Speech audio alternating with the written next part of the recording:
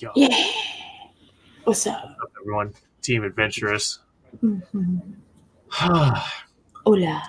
You know, Mason, I just got the last fucking thing we did where where we had the big long fucking heated discussion. I just got that chopped up yesterday. Hang on, let me make sure my audio is all the way down to my audio level. Okay. I really need to get one of those foam things to put over the top of my mic so that my audio doesn't fucking get fucked all the time. Yeah, I don't envy you needing to go back through that and chop that up. That was stressful. And actually, I've actually only chopped out the Andrew Tate thing. Mm-hmm. There's still like a whole 2 hours after that I like wanted to pull clips out of. Yeah. Plus a few segments from before, the things that were really funny. No, I got those. When I was doing the Andrew Tate stuff. Yeah. So, what's on the docket this week then? Well, there's a lot more shit in our watch later thing that we just plain never fucking got to. Yeah. I saw the title of the stream and I'm intrigued. Mm-hmm. I actually didn't see what Caitlin titled it. Caitlin, what did you title it? Yes. The 7 levels of high.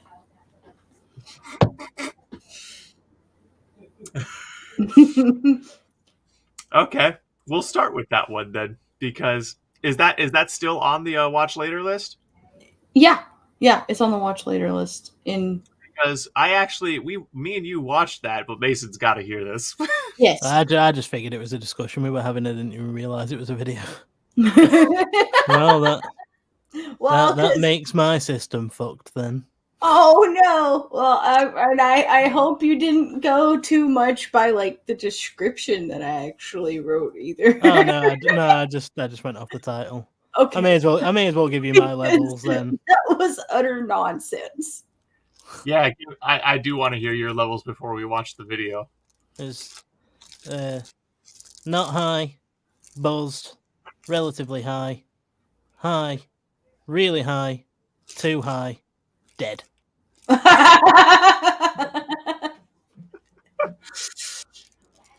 Yeah, I like sitting comfortably. I like sitting comfortably right at like the edge where really high goes to too high. That's kind of where I like to live.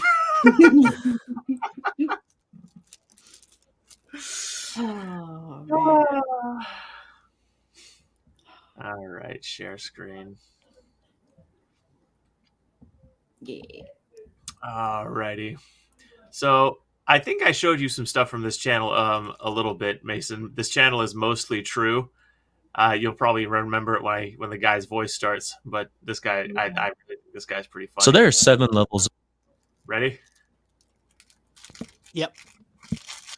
Of being high that you may experience while smoking. And although no two people will have the exact same experience from weed, this should give you a general idea of what to expect. For level 1, we have toasted. You'll be feeling like a warm sourdough roll. At this level, you'll still be able to function normally, but you'll just be a little bit more giggly, and you'll have a slight mind and body relaxation. This is the optimal level of high if you need to do normal person stuff, but you want a slight mood boost. For level 2, we have baked. You are officially high, but it's not affecting you too much. At this level, objects start to seem more significant. Yeah, I don't really know how to put it any other way than that, but I mean, look at that object. Tell me that doesn't look more significant. He basically just turned the fucking saturation on the color up so the color is deeper. Well, it's that's pretty accurate from what I remember from when I could see. Yep. Significant. Thoughts become more random, but you can kind of wrangle them back in and stop your mind from wandering too far. This is a good socially functional level of high. If you're with people and you don't want shit to get weird, stay around this level. For level 3, we have roasted. All mental faculties now require more focus and energy. At this point, your internal monologue starts to get louder. You know how you just heard your own voice in your head reading those words? Well, when you're sober, you think your thoughts quietly, if that makes sense. But when you're roasted, you think your thoughts louder. Also, at this point, sentences are very difficult to form and require expert planning and precision to execute. Next up, we have level 4. sautéed. Sentences are relics of the past. It now requires all of your energy just to form words. Wha. Wha. That's right. Sound it out, buddy. Wha. Water. This is the point where you're in the microwave for 5 minutes and you stand there watching your food cook for the entire time. It's going round and round. What's funny is I've definitely done that sober. That's just called hunger and impatience.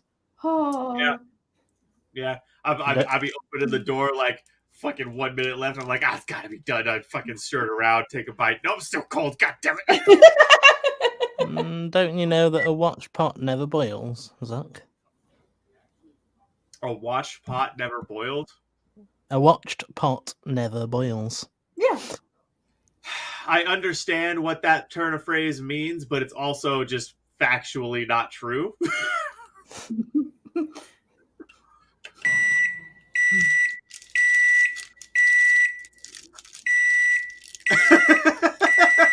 Dude, can you turn the fucking microwave off? Yeah, they really should have like a midnight stoner mode for microwaves. Level 5 is known as stony baloneyed. This is when paranoia starts. No. If you're with other people, avoid eye contact. You will get your soul stolen. Wow, This I'm pretty safe there then.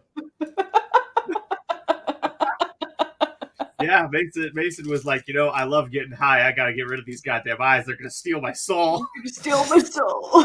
No, I love weed so much that I just can't deal with the paranoia that comes from eye contact. So I'm just going to gouge them out and tell everyone that there was some sort of medical problem. They'll believe me. Yeah. Who's not going to believe me and assume that I blinded myself? Nobody. Nobody's that cynical. No. Foolproof plan. Become hyper analytic of every thought you have and every action you take. Am I walking funny? Is it weird to have the thought that I just had? That one. Or this one. Am I my thoughts? Or am I the thing that is thinking the thoughts? Second one. I'm me. You're just a thought. No, I'm actually you. You aren't you. It's me. This is also the point when I normally feel like I'm just a little goblin inside my own head, watching TV through my eyeballs. At Yes. level 6, you have I've been there. Same.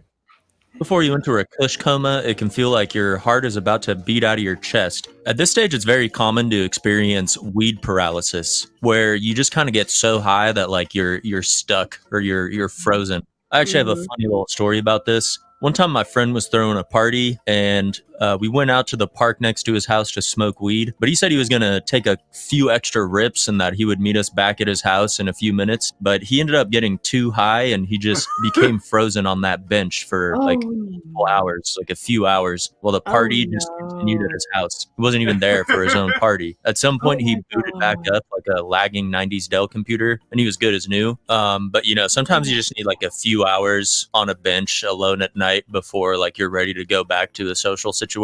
So keep that in mind. And last but not I least, feel like that when I'm sober. I've definitely also had those moments sober. Like, I'm just going to leave this social situation, go be alone. Hour later, wander back in. People are like, where were you? I'm like, I'm just away. There's a reason 99% of my friends are online. It's because I can shut you off whenever I need to. I'm too awkward to tell people to leave when they're at my house. So if I just keep all of my friends online, I can just, I don't know, like turn the phone off. Oh, my battery died. Shit. Like, oops, oh no. Well, now the game is up. If you ever just randomly disconnect, now I know, Mason. Yeah. Yeah, that's the problem with telling jokes like that, is that in the back of your mind now, if that ever happens, you will be like, did he just hang up on me? Did he just get out of this conversation? Yeah, it doesn't quite work in real life. And it's like, oh my god, it seems that I accidentally called you an Uber and it's now here. Yes, you better leave. Don't want to be rude and make the Uber guy take a journey for nothing. You just fucking reach in your pocket and look at your phone. Oh, I just got a text message that says I need to get home. You're blind. And blind people can get texts too. Don't you be an ableist. Well, yeah, exactly. Like the person would have heard the sound. No, I know. I'm saying I was in the situation still. I was talking to the theoretical person. Oh, okay. My bad. I had a little bit of of the good chemical before we got here, so I too am, I wish I I had. don't- Form of every stoner, the most sacred of all highs. Zooted. You will be feeling like a cryptocurrency, man. Telepathy is now activated as you no longer have mouth noises to communicate. This is where you start to experience frame rate drops in your vision. Your graphics card is overheated. You can't even sustain 60 FPS at this point. This is when you eat a pizza roll and you feel every individual muscle fiber of your esophagus expanding and contracting as it travels down your throat. You're way past couch lock. You and the couch are now merged with each other on a molecular level. Where do I end and the couch begins, you ask? The answer is yes. Well, anyways, if you have any funny stories of like being super high, or if you guys use different words for getting high, comment them. Zooted is definitely the word that most of the people that I've ever met used for like being like ridiculously high. Mhm. Yeah, it's always been baked amongst my sort of circle of friends. Yeah.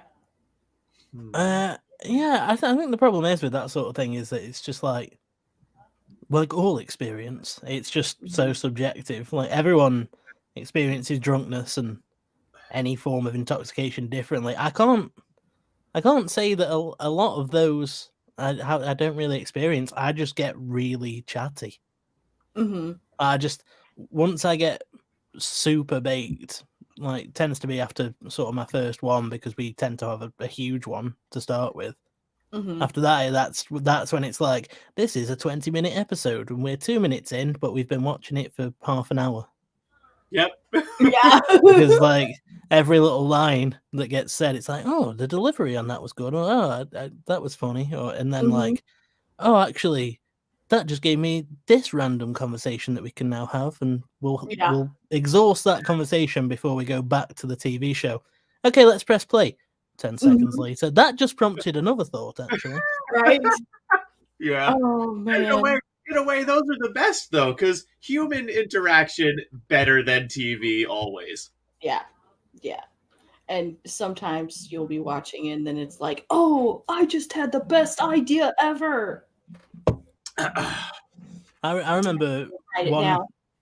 I remember one night there was a time when there was a time when I was baked with a friend and we just literally I think we just sat and watched like the trailers on Netflix. Uh-huh. We didn't actually watch any of the programs. We just sat and went through the trailers and just basically did our own version of a reaction stream. Oh. Like, oh yeah, that one looks decent. What do you think of that? Right. That was a great night. Oh my god. Yeah.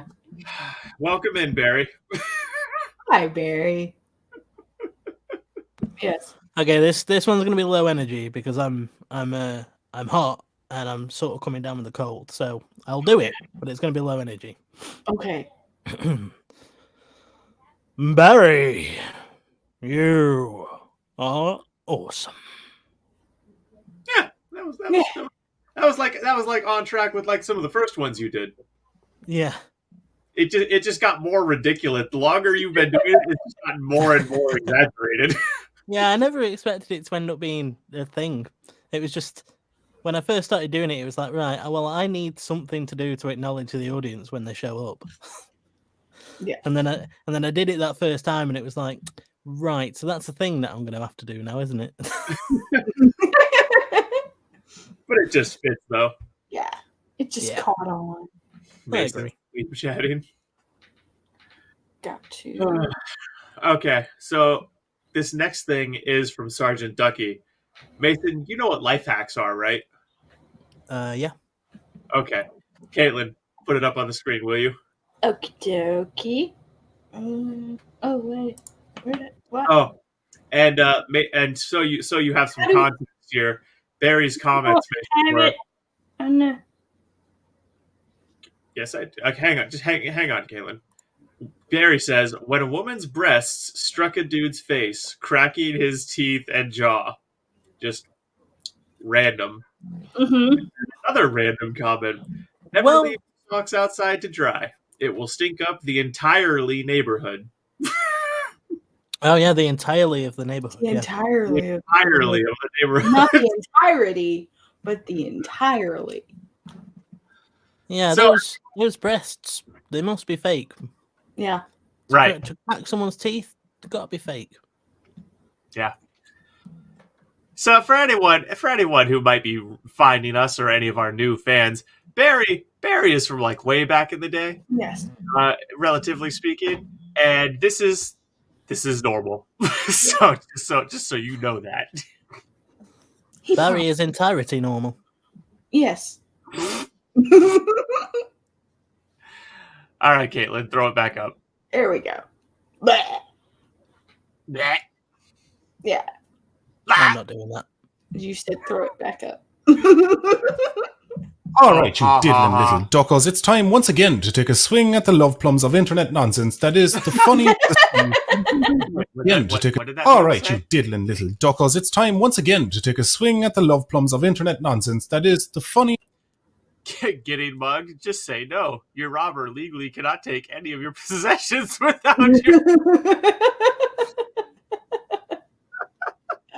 Oh, just see. Am I the only person that like just overthinks stuff like that? Because I'm like, on one hand, just don't take anything with you, and I think about that sometimes, and I'm like, what if someone tries to mug me? And now I don't take my phone with me when I go out, and I tend to just not have anything on me for the most part, especially if say I'm just going out on my own. Say I'm going to go to the shop to pick up like some groceries or something or whatever.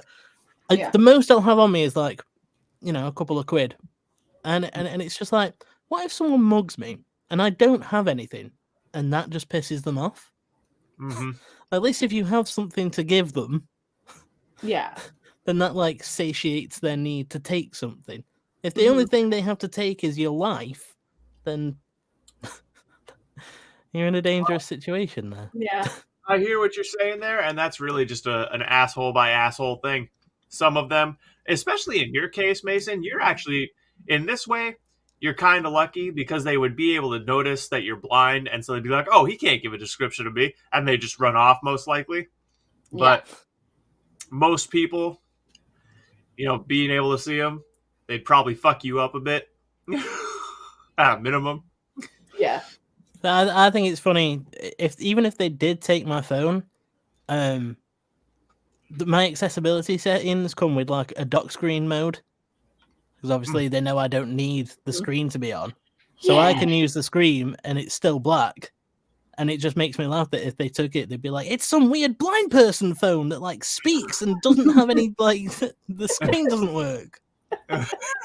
Like, dude, you may as well give me that back. You're not going to learn how to use it. Trust me. It's like jokes on you. Uh-huh. Trust me. I've been using this thing for like 5 years and I've only just sort of got good at using it. Yeah. Just give it back, dude. It's a steep learning curve. It's not worth it. The market for them is next to nothing. How many blind people do you think there are? And plus, they can just get their own phones. Yeah. Oh, old man. He says, throws a brick through the window. Old man, I thought you were Old on. man? Old man. You are awesome. Yeah.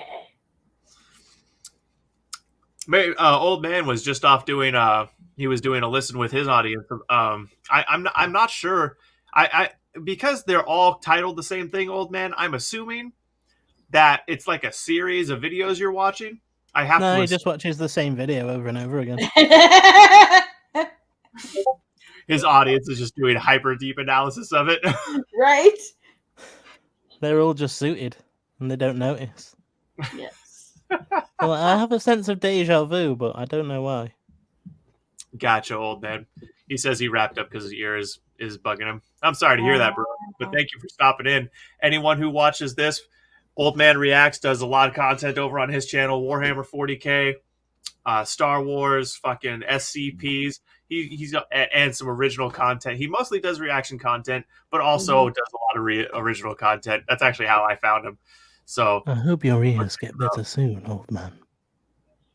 that sounded like kind of Gandalfy, but not. I was just saying that I hope his ears get better soon. We have to be soothing, Zach. I know you don't know how to do that. I know. It's tabletop. Okay. That does sound like it could potentially be interesting. Yes. Homemade bear spray using hottest peppers to spray on the hooligans exclusively, rather than using it on bear. I don't need to outrun you. Excuse me. I don't need to outrun the bear. I just need to pepper spray you and then run. That's right. The bear, bears, they have taste buds too. They appreciate a seasoned meal. Well, it's like that story that they like to tell you sometimes. When you're getting ready to go like out on a trail or whatever where there are lots of bears, and this guy was in Alaska and he was telling all these people, like all these hikers and stuff, he was like, okay, so what you want to watch out for is scat, like their poo. Yeah. And he said, so to tell the difference between, like black bear or brown bear or something, he said, you're going to have like, berries or other kinds of matter like that in the poop. He was like, but we also have grizzly bears out here. And you're just going down the trail. Mm-hmm. You're innocently walking along. Then all of a sudden you see a dude and he turns to you and he's like, beep, ba, ba, ba, da, bop, ba, ba, ba, da, bop. I'm scared. Right? Yeah. He was like, so, okay. So on your tractor here, he was like, make sure everybody is wearing their bells and that you have your pepper spray. And, he was like, because you can use these to make a lot of noise and usually frighten off the bear. And, he was like, and then you have the bear spray just in case, they decide to get a little too, close to you or whatever. He was like, so in order to be aware of whether they're around or not, look for scat. And he said, so the brown bears or black bears, he was like, you're going to find like, poo that's got like berries and other kinds of matter. Yeah, he said that already. And then he was like, but there are also grizzlies out here. And one guy was like, what do we usually find in their poo? And he was like, it's going to smell like pepper spray and there are going to be bells in it. Or you could just, live in a normal person country like England where the most dangerous thing is, I don't know, a rabid badger. Yeah, or, drive-by argument.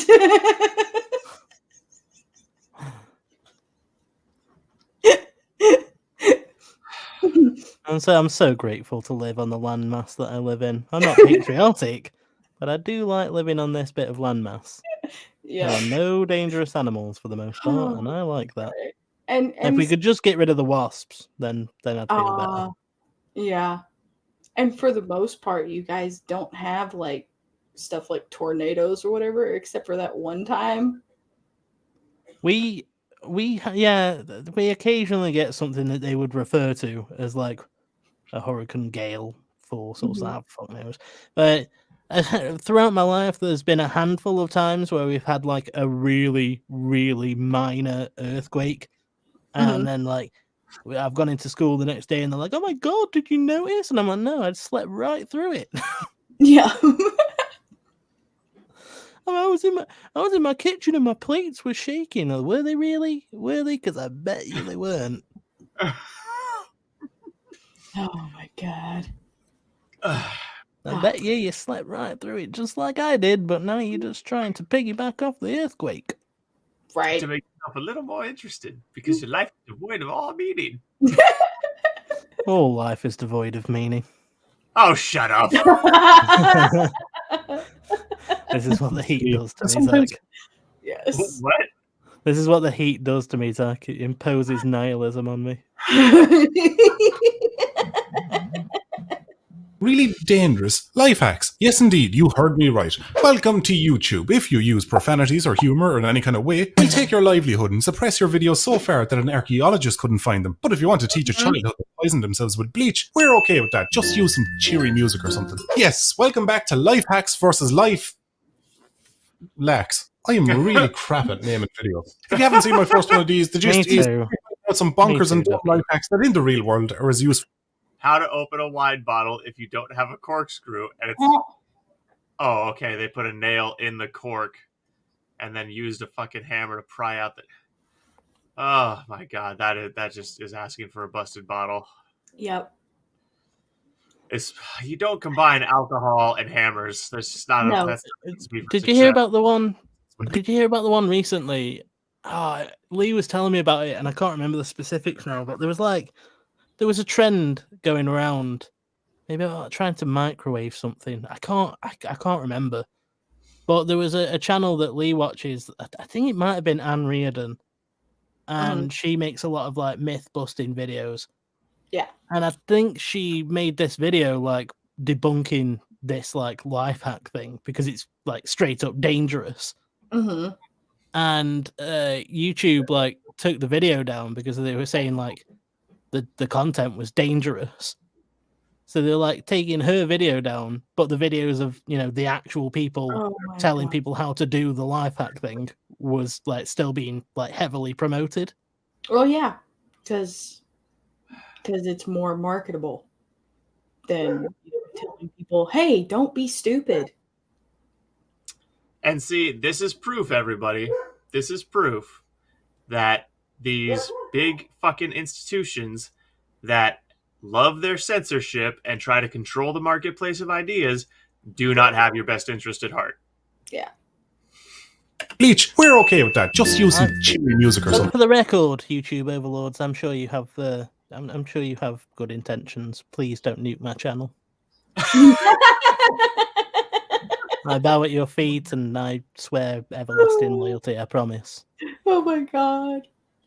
Mason, we're gonna have to get together and I'm gonna have to show you how to back up your channel so that if anything does ever happen to it, it's completely backed up. I'll show you how to do that. Yeah. Okay. Yes, welcome back to Life Hacks versus Life Lacks. I am really crap at naming videos. If you haven't seen my first one of these, the gist is I'll be pointing out some bonkers and dumb life hacks. I love how before the wine it's a fucking piece of toast covered in toothpaste. Yes. It's an easy mistake to make. Yeah. Like the time that I was at my grandparents and I accidentally tried to brush my teeth with denture cream rather than toothpaste because it was in the same sort of tube. Oh god. Oh no. Oh god. That in the real world are as useful as Jason Statham's hairbrush, and just so I'm not a completely pedantic, I'm going to alternate them with some actual good life hacks that I've come up with or stumbled across over the years. So you can't say I don't look after you lot. But who looks after you, Ducky? I know you're not asking because you don't really care deep down and it hurts. Why? This video's fantastic sponsor, Skillshare, of course. Skillshare is an online learning community with thousands of fantastic sponsorship. I'll never do a sponsorship. Please get in touch with me, please. I'll never do a sponsorship. Yeah. I'm an anarchist rebel. Please get in touch with me. I will shill your product.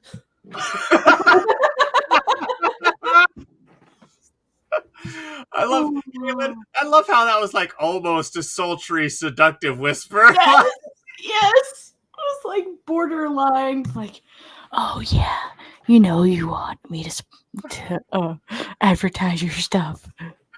It's so good for you. You'll have so many sales because of me. Your mind will explode. It'll be so good for both of us. Oh, just imagine.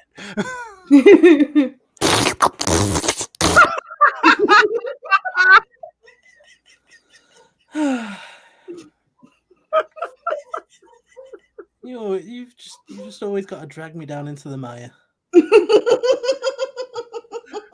All I was trying to do was innocently sell my soul to the corporate overlords. You've got to turn it into something dirty.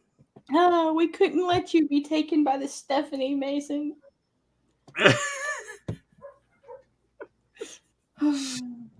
Oh man, I love it.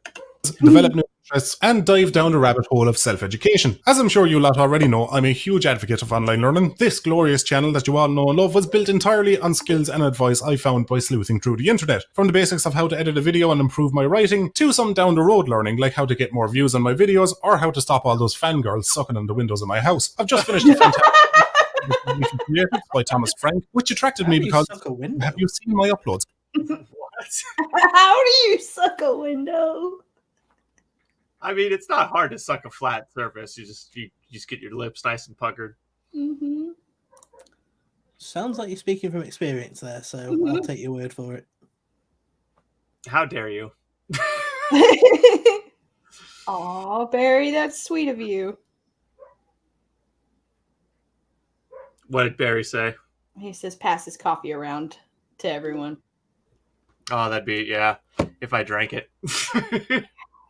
Schedule. It's actually a really good course though that gives you loads of good advice on how to build a good, efficient foundation that makes sure that you can be repeatedly productive. So if you're like me and have to be creative and productive on an ongoing basis, you'll run like a well-oiled machine. The proof will be in the pudding if this video releases much quicker than normal. But that's just a speck on the Kardashian sort of courses that Skillshare has to offer. They've got everything from animation and web development to music and interior design. If you have an interest you want to pursue, then there's a good chance that they'll have a course to help you on your way. So whether you're looking to battle the boredom, find a target for your creative spark, or to find and join a like-minded community, Skillshare is the place to get your creative ball rolling. And if that's tickled your curiosity and you're fast enough, I got a link in the description with a cheeky little deal that gives the first 1,000 people to use the link in the description a free trial of Skillshare Premium membership. And after that, it's only $10 a month. Anyway, let's kick this bad boy off.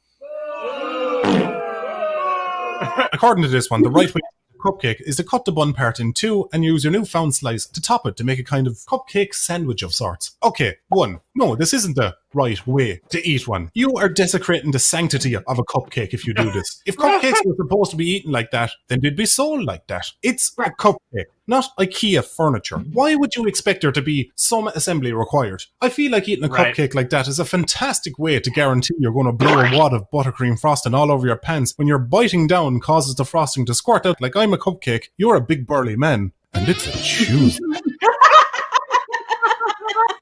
Not gonna lie, I just eat the sponge first and then go for the lid afterwards.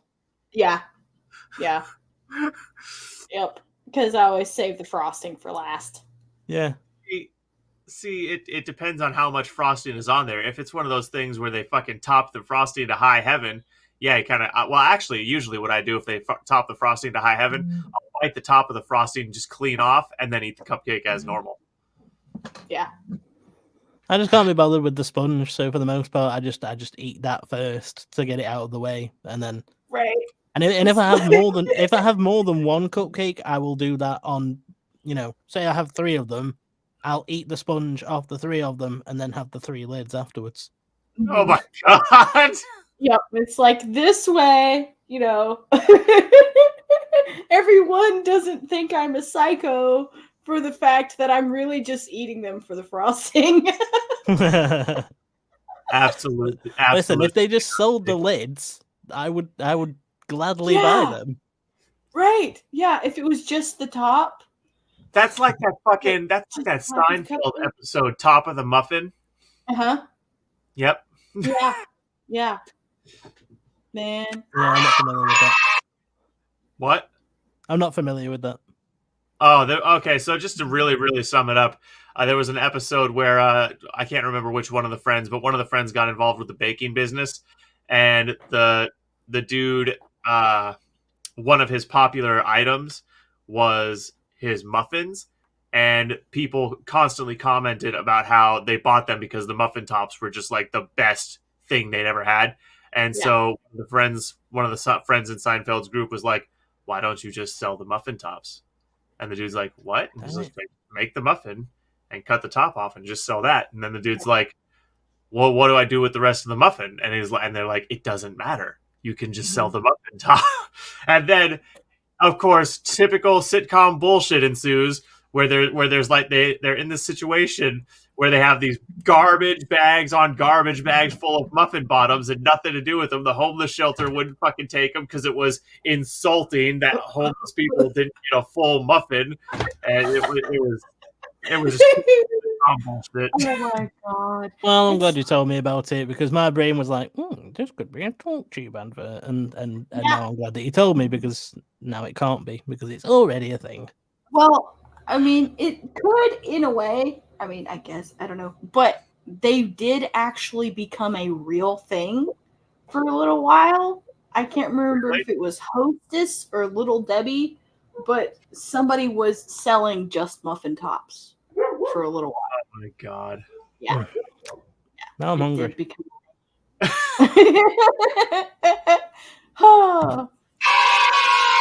So I have crap vision. If I'm not wearing my glasses or my contact lenses, everything past my nose is... What? Me too. It's about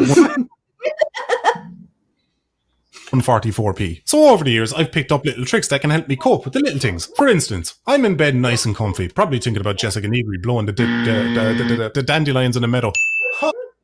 Jessica Negri? Who the fuck is that? What? Probably just someone from school.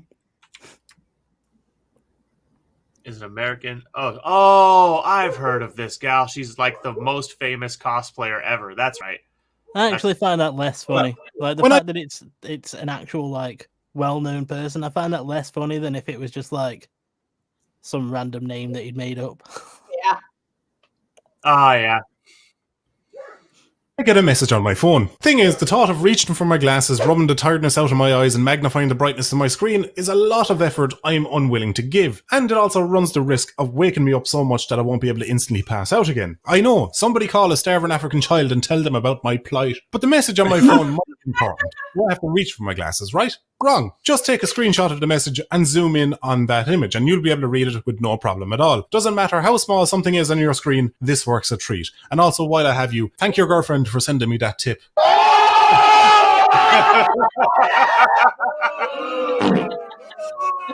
So you have a bottle with a cork in it, but no corkscrew, bottle opener. No worries. Just hammer a nail into the cork most of the way, and then use the claw of the hammer to quickly and easily pull the nail back out, leaving the cork exactly where it was, unscathed. Yeah, that sounds 100% safe. Mm-hmm. Yeah. Yeah. There's no room for error there. Now, I'll tell you what would work and what would be a hell of a lot safer if you take a screw and use a screwdriver to twist it into the cork, because corks are soft. It'll drive right in. You don't need any power tool.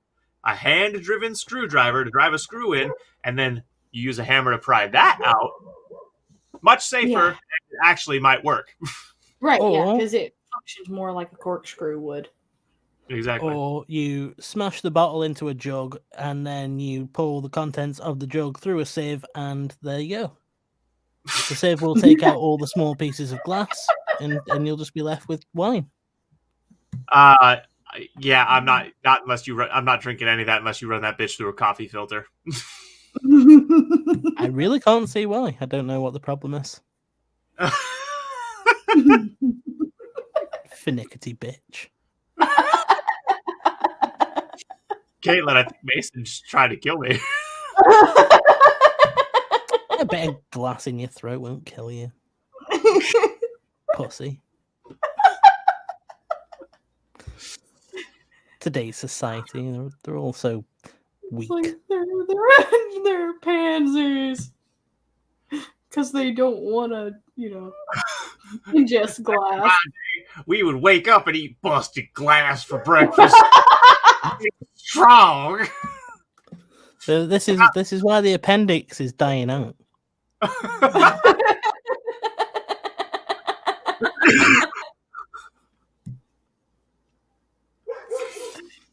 Oh. So I actually tried this before, and it does not work. I even tried it with a screw, thinking it would have more purchase, but I just succeeded in pulling out little shrapnel flakes of cork. In the end, the only thing that really works is to stab the cork with a knife and slowly twist it out. Or if you're like me, simply don't buy drinks with corks in them, because doing and watching somebody decork a pressurized bottle for some reason gives me disproportional anxiety. I love popping corks. I love popping corks. It's fun. Yeah, we did it one time. I think it was me, Lee, and our friend Dan, and we had like a bottle of Prosecco, and it would not come out. And when it did, it fucking ricocheted around the bathroom, and it was one of us almost died. I don't know which one, but one of us definitely almost died. One of us almost died. Brilliant. Funnily enough, in the same vein, get a bottle opener keyring. I had no idea how useful it was to have a bottle opener always on hand, and I'm not saying that just because I'm Irish. And it's not just handy for yourself, it's fantastic social lubrication. If you go to a house party with a bottle opener in your pocket, you will be the most popular bloke in the place. It's the male equivalent of having a short skirt, big boobs, and absolutely sopping in daddy issues. So you're locked in the window. You need something to take. Why are you saying boo, Mason? I don't know. The crowd was doing it. When a group of people are doing something, you just join in, right? Yeah. Maybe. Yeah, man. I always follow the crowd. In order to start a fire. No worries, because according to the internet, crisps are the perfect kindling. So just break out that bag of Doritos everybody carries on them at all times in case of emergencies. See where I'm going with this? Why is it more likely that you'd have a pocket full of Doritos than it is that you'd find some dry firewood? Essentially, this life hack is just stating that crisps are flammable. That's a fact, not a hack. And the dumb scenario they put this in to make it sound like it's a hack is even more bonkers. Be like saying, do you need to carry water on a hike but you can't find a bottle? A wet dish sponge can hold up to half a glass.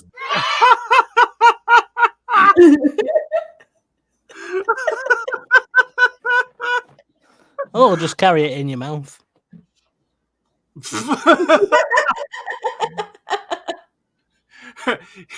Imagine you're going on a hike, but you can't take any equipment. Just drink like a half a gallon of water before you go. Oh my god. You just carry a big mouthful of it and just take little swallows every, I don't know, 3 hours.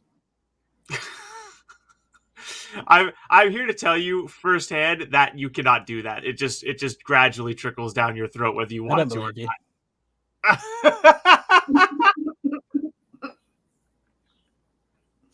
He said, "I don't believe you." I don't believe you. I promise.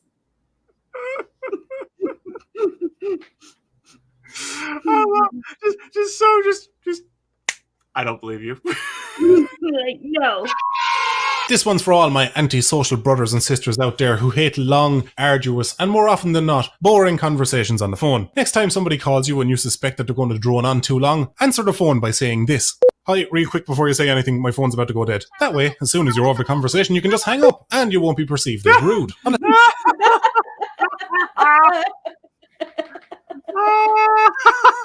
What's hilarious? I shit you not. I've used that. Oh my god. I've used that. Oh. Or just ignore them. That's also that. It depends on who's calling, but that is a viable option. As of course you then go and make a YouTube video about how you do this, exposing your tactics to them. Ah, shit. We've all been there. You go to use the sticky tape, but you can't find the seam. Well, this life hack says you should stick a bread tab to the end of it when you're using it to make it easier to find in the future. Can you believe this? Honestly, I can't get over the sacrilege of it. How could somebody dare suggest making such an ancient, sacred pastime, a rite of passage, a time-honored tradition, easier? I will have absolutely none of this. If you can't find a seam, then it's on. You are now locked in a battle of wills. That sticky tape has insulted your family, kicked your dog, mocked your KD ratio. That sticky tape has f***ed your girlfriend, drank your pint when you were in the toilet, and keeps talking to you when your headphones in. That sticky tape is the reason your belt loop gets caught in the door handle when you're already in a bad mood. The reason you when you were shaving this morning. I'm the one who left the plug prong side up right next to your bed. So this is personal. Oh. And given the proper hands-on approach, you can't run from your problems and look for an easier way out. You need to face them head on and assert dominance. None of you jump in. This sticky motherfucker's all mine. Oh my god. Or here's you could just ever so slightly dog ear the tape itself, guys. Yes. Yeah, because that also works. This is one I used to use all the time before the world came to a standstill when Chinese Joker finally defeated Batman. If you're planning on spending some time away to pay for a movie in your hotel room, simply download a couple of movies, completely legally, and put them on a USB drive. A surprising amount of hotel TVs actually have a port and the capability to play movies through USB, saving you a few quid. Also, not a life hack, but quite amusing. When you check out, leave your bed covers in a way that it makes it look like somebody's sleeping in the bed, so you freak out housekeeping. You can use a wooden spoon, stop a boiling It's also pot. useful for tricking ring wraiths. So. What was that, Mason? I said it's also useful for tricking ring wraiths. Yes. Yeah. Yes, Yeah. it is. Time-honored trick. Time-honored trick, to be sure. We will have to do And the that taxman.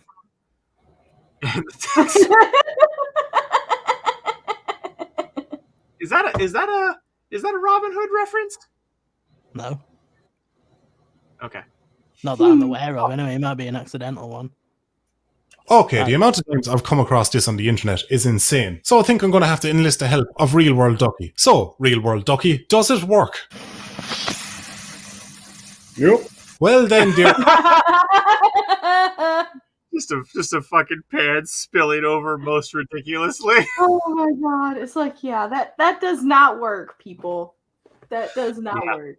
I've never understood why you would think it would work. It's like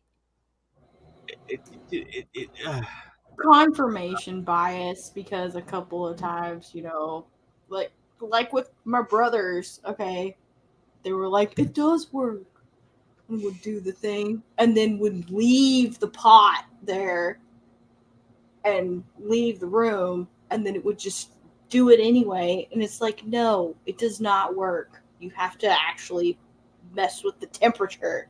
It has nothing to do with the spoon. Yeah. I don't get it. I don't understand why people on the internet would lie to me. Yeah. Well, Mason, let me sit you down here and explain this one to you, little buddy.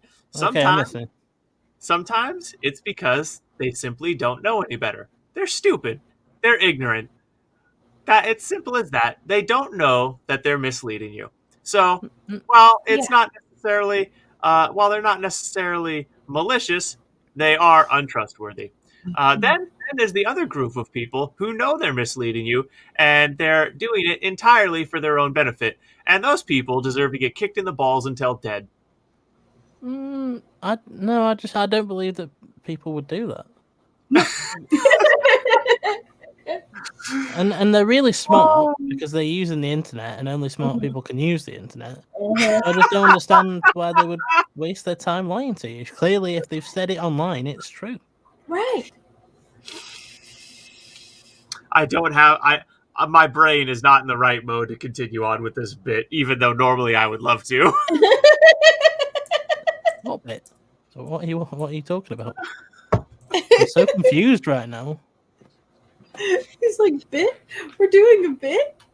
This is what happening? It's like, no, I genuinely thought this to be true. Here we go. Answer lie. Once and for all. So, Real World Ducky, while I have you, do you know of any ingenious, never thought of before life hack that would work to fix this problem? Yep. Okay, lad. Lay it on us.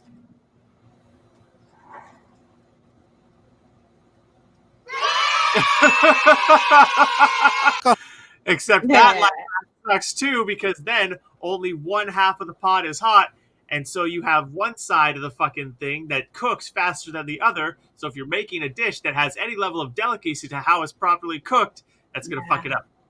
Right. Just turn the fucking heat down, people. Just turn the fucking heat down a smidge. Plus, if you're cooking the pasta to al dente anyway, you don't really have that problem. Right, and another word for al dente, is correct. Exactly. Yeah, well, or you could just, get the ones in the little pot that you pour boiling water into and then wait 5 minutes. That's what I tend to do. Instant noodles. Yeah. Add a little bit of ham. Nice refreshing meal. Maybe an egg. No. No. He's like, no, I don't make microwave carbonara. I don't do it. I don't make microwave ramen. I make instant noodle. Only instant noodle. Unsightly sticker residue on something that needs removing, spray it with a little WD-40 and it'll shift away after a couple of wipes. This is also great for removing oil stains, paint over spray, and people you don't like. Well, there you go. Marvelous. And yes. I know this video is a little bit shorter and lower budget than what my usual videos are, but I want to get more content out to you guys more often, so it's a bit of a trade-off. If you're new here and you enjoyed it, Skillshare asked me to make a video, and this is what I came up with. Yep. Yeah. Oh my god. Drop in again, and I will catch you lads and ladies in the next one.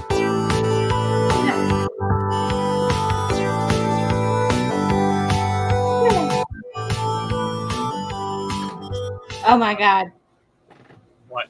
Did you know them? Barry. He says, well, first of all, he says, you guys should write book of prompts.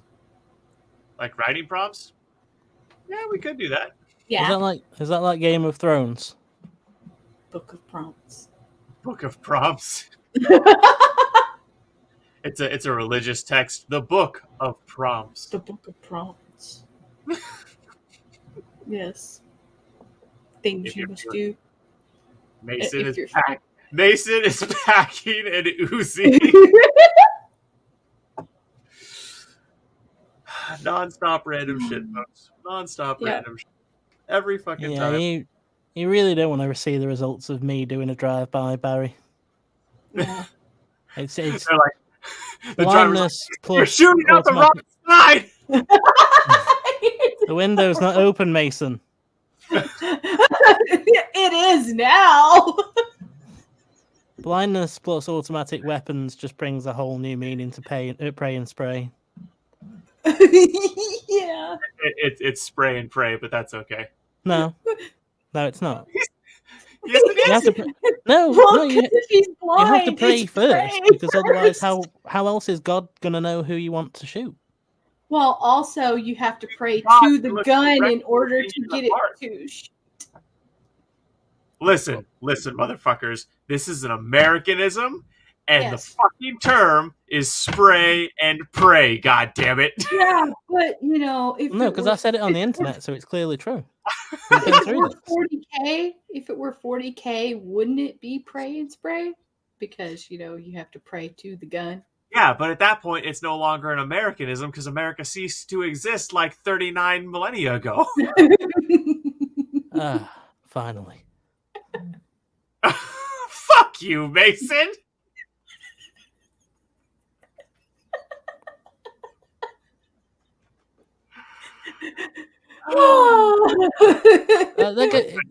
It went with the rest of the earth, right? It wasn't just America. No, it was well. What happens in 40K is a guy known as the God Emperor unites the entirety of humanity under one empire. And then everything goes to shit, as it would. I mean, in his defense, things were going pretty great until one of his sons was like, "Oh yeah, I'll totally serve hell," because Dad is obviously lying to us because he doesn't tell us everything. Those two things are the same thing. You should never trust someone called Hell. Mason's in a mood today. He's like, it's hot, and I'm on one. Deal with it. So, Mason, this is I told you about this. I think it was last week I mentioned this to you. There's this guy. His name is ISO Kenny, and he does raps in different characters. So we're gonna check out. The nurses must have been really confused when his mum said what his name was. Oh, it's a baby boy. What are you going to call him? Oh, I think I'm going to call him ISO Kenny. And how do you spell that? What made And how are you spelling that? ISO Kenny? Yeah, it's okay. I was still doing the bit. It doesn't matter. Well, that was me trying to play into the bit. I was like answering the character. Oh, okay. Damn. Our bits aren't lining up today. Yeah. Trying so hard to, just put our bits together. No, it's not working. No, loads of homo. He's like, no, all the homo, all of it. All the homo. Listen, After all friends. All the homo. All friends should be able to put their bits together. Yes, I really don't see the problem with that. That's right. Yep. Adventurous. If you're a good enough friend, your bits should be in sync. That's right. Yeah. Oh wait, you're talking about penises, aren't you? And I'm just talking about comedy. I see where we were getting confused. You see where we weren't lining up. Yeah. Yeah. Maybe one of us was picking it up while the other person was setting it down. That doesn't work in basketball. What? I don't know. I really don't know, man. The sun is killing me. The sun is killing me. I'm just trying to talk enough to asphyxiate myself, but it's not working.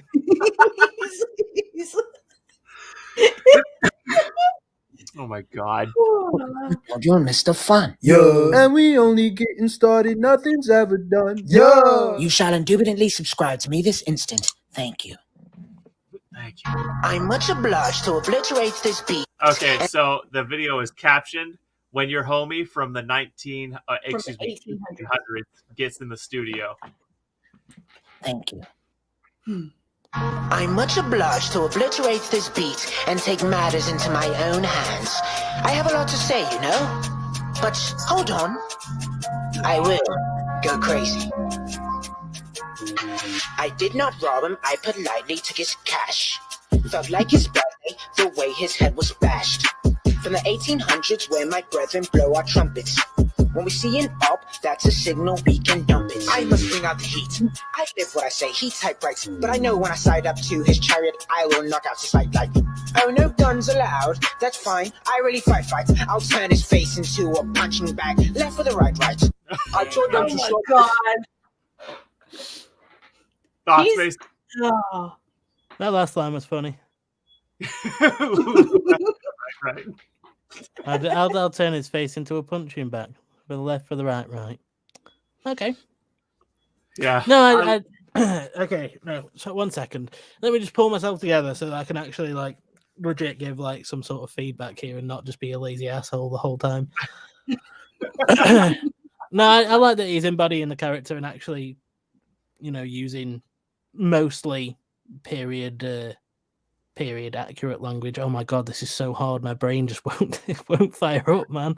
I like the way he's embodying the character. It's pretty cool.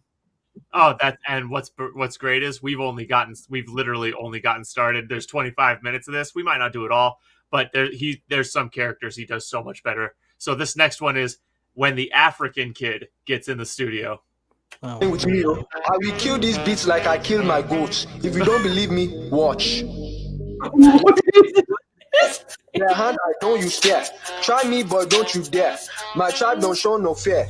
These ladies call me Baba. I can really take your chish and Baba. I am the king of the jungle. My homeboys call me Mufasa. Got my good looks from my mama, but I am not with the drama. I am a soldier. I was in the barracks like Obama. He was what? Like Obama? He was in the barracks like Obama because Obama's name is Barack Obama. Yes, the famous President Barack Obama. That one. Yeah, I heard of him. I heard of him once or twice, but For the most part, it just passed me by. Mm-hmm. He was the tall one, right? Yeah. Yeah. That's that. If I remember right, that's what he was famous for, being really tall. Yeah, being the tall, gangly one.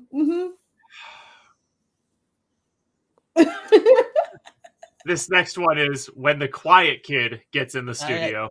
Also, that I envy the level of Yeah. accent there. Yeah. His what it is, if I'm just speaking and I'm actually like really focusing, I can do a pretty good variety of voices, but I don't think I could rap in half the voices I can do. This guy raps and sings in all these characters. It's really impressive. It reminds me of Dan Bull. Yeah, I see it. Yeah. Because Dan Bull does a lot of different voices when he's doing his stuff. Have you heard the epic rap battle of history that he's in? Actually, I think he's in more than one. No, I don't tend to enjoy epic rap battle of history. Really? Yeah, I don't know. It just tends to... I mean, I've seen a few that I thought were good, but for the most part, it's stupid because even though it's like... It's rap battles, I feel like they're actually quite visual. Yeah, some of them are.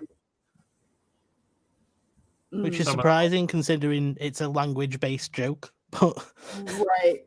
So you feel like there's stuff you're missing. Yeah. Yeah. Yeah. Yeah, but I can see that. There's definitely, it's not all of them, but I've definitely seen episodes and I can remember them well enough so I'm like, when you say that, I'm like, oh yeah, that joke would not land without the visual cue. Yeah. Yeah. Of the pain, I guess I need revenge on the beat. Every time I leave home, I'm catching homicides. Bumping on songs on my MP3 with an MP5. It's too late to leave when I arrive. Red dot with a beam, can't leave you alive. Leave me alone, I can't fall in love. I guess I'm saying I just had enough. Face my fears, there's no factor here. You can't hide, cause the end is near. I don't understand why that's the quiet, friend. Because it's like he had his hood. It was kind of relying a little bit on visuals there. He had like his hoodie over his eyes, and he was like doing the dark emo kid shtick. He was like playing to like the kid that eventually shoots up the school. Cliche. Right. Okay. I feel like he could have communicated that through the rap better. Actually, so these are only clips of, he has longer versions of almost all of these, and if you actually got the full song on that one, it does communicate it more. Okay, I believe you. I promise. No, I'm sorry. I'm sorry. That guy is on holiday today. I called him. I told him that I was doing the stream, and he said, "No, I'm on holiday. I'm sorry." Even though he almost came out there. Well, no, I was just imitating his cadence. He never shuts up, so it's pretty easy to imitate. So this next one is when your homie and by the way, I just want to make a comment on that last one. Does this guy not have the most beautiful singing voice? Yes, he does. Yeah, he's got a decent singing voice, yeah. The most beautiful, I don't know if I'd agree with that, but...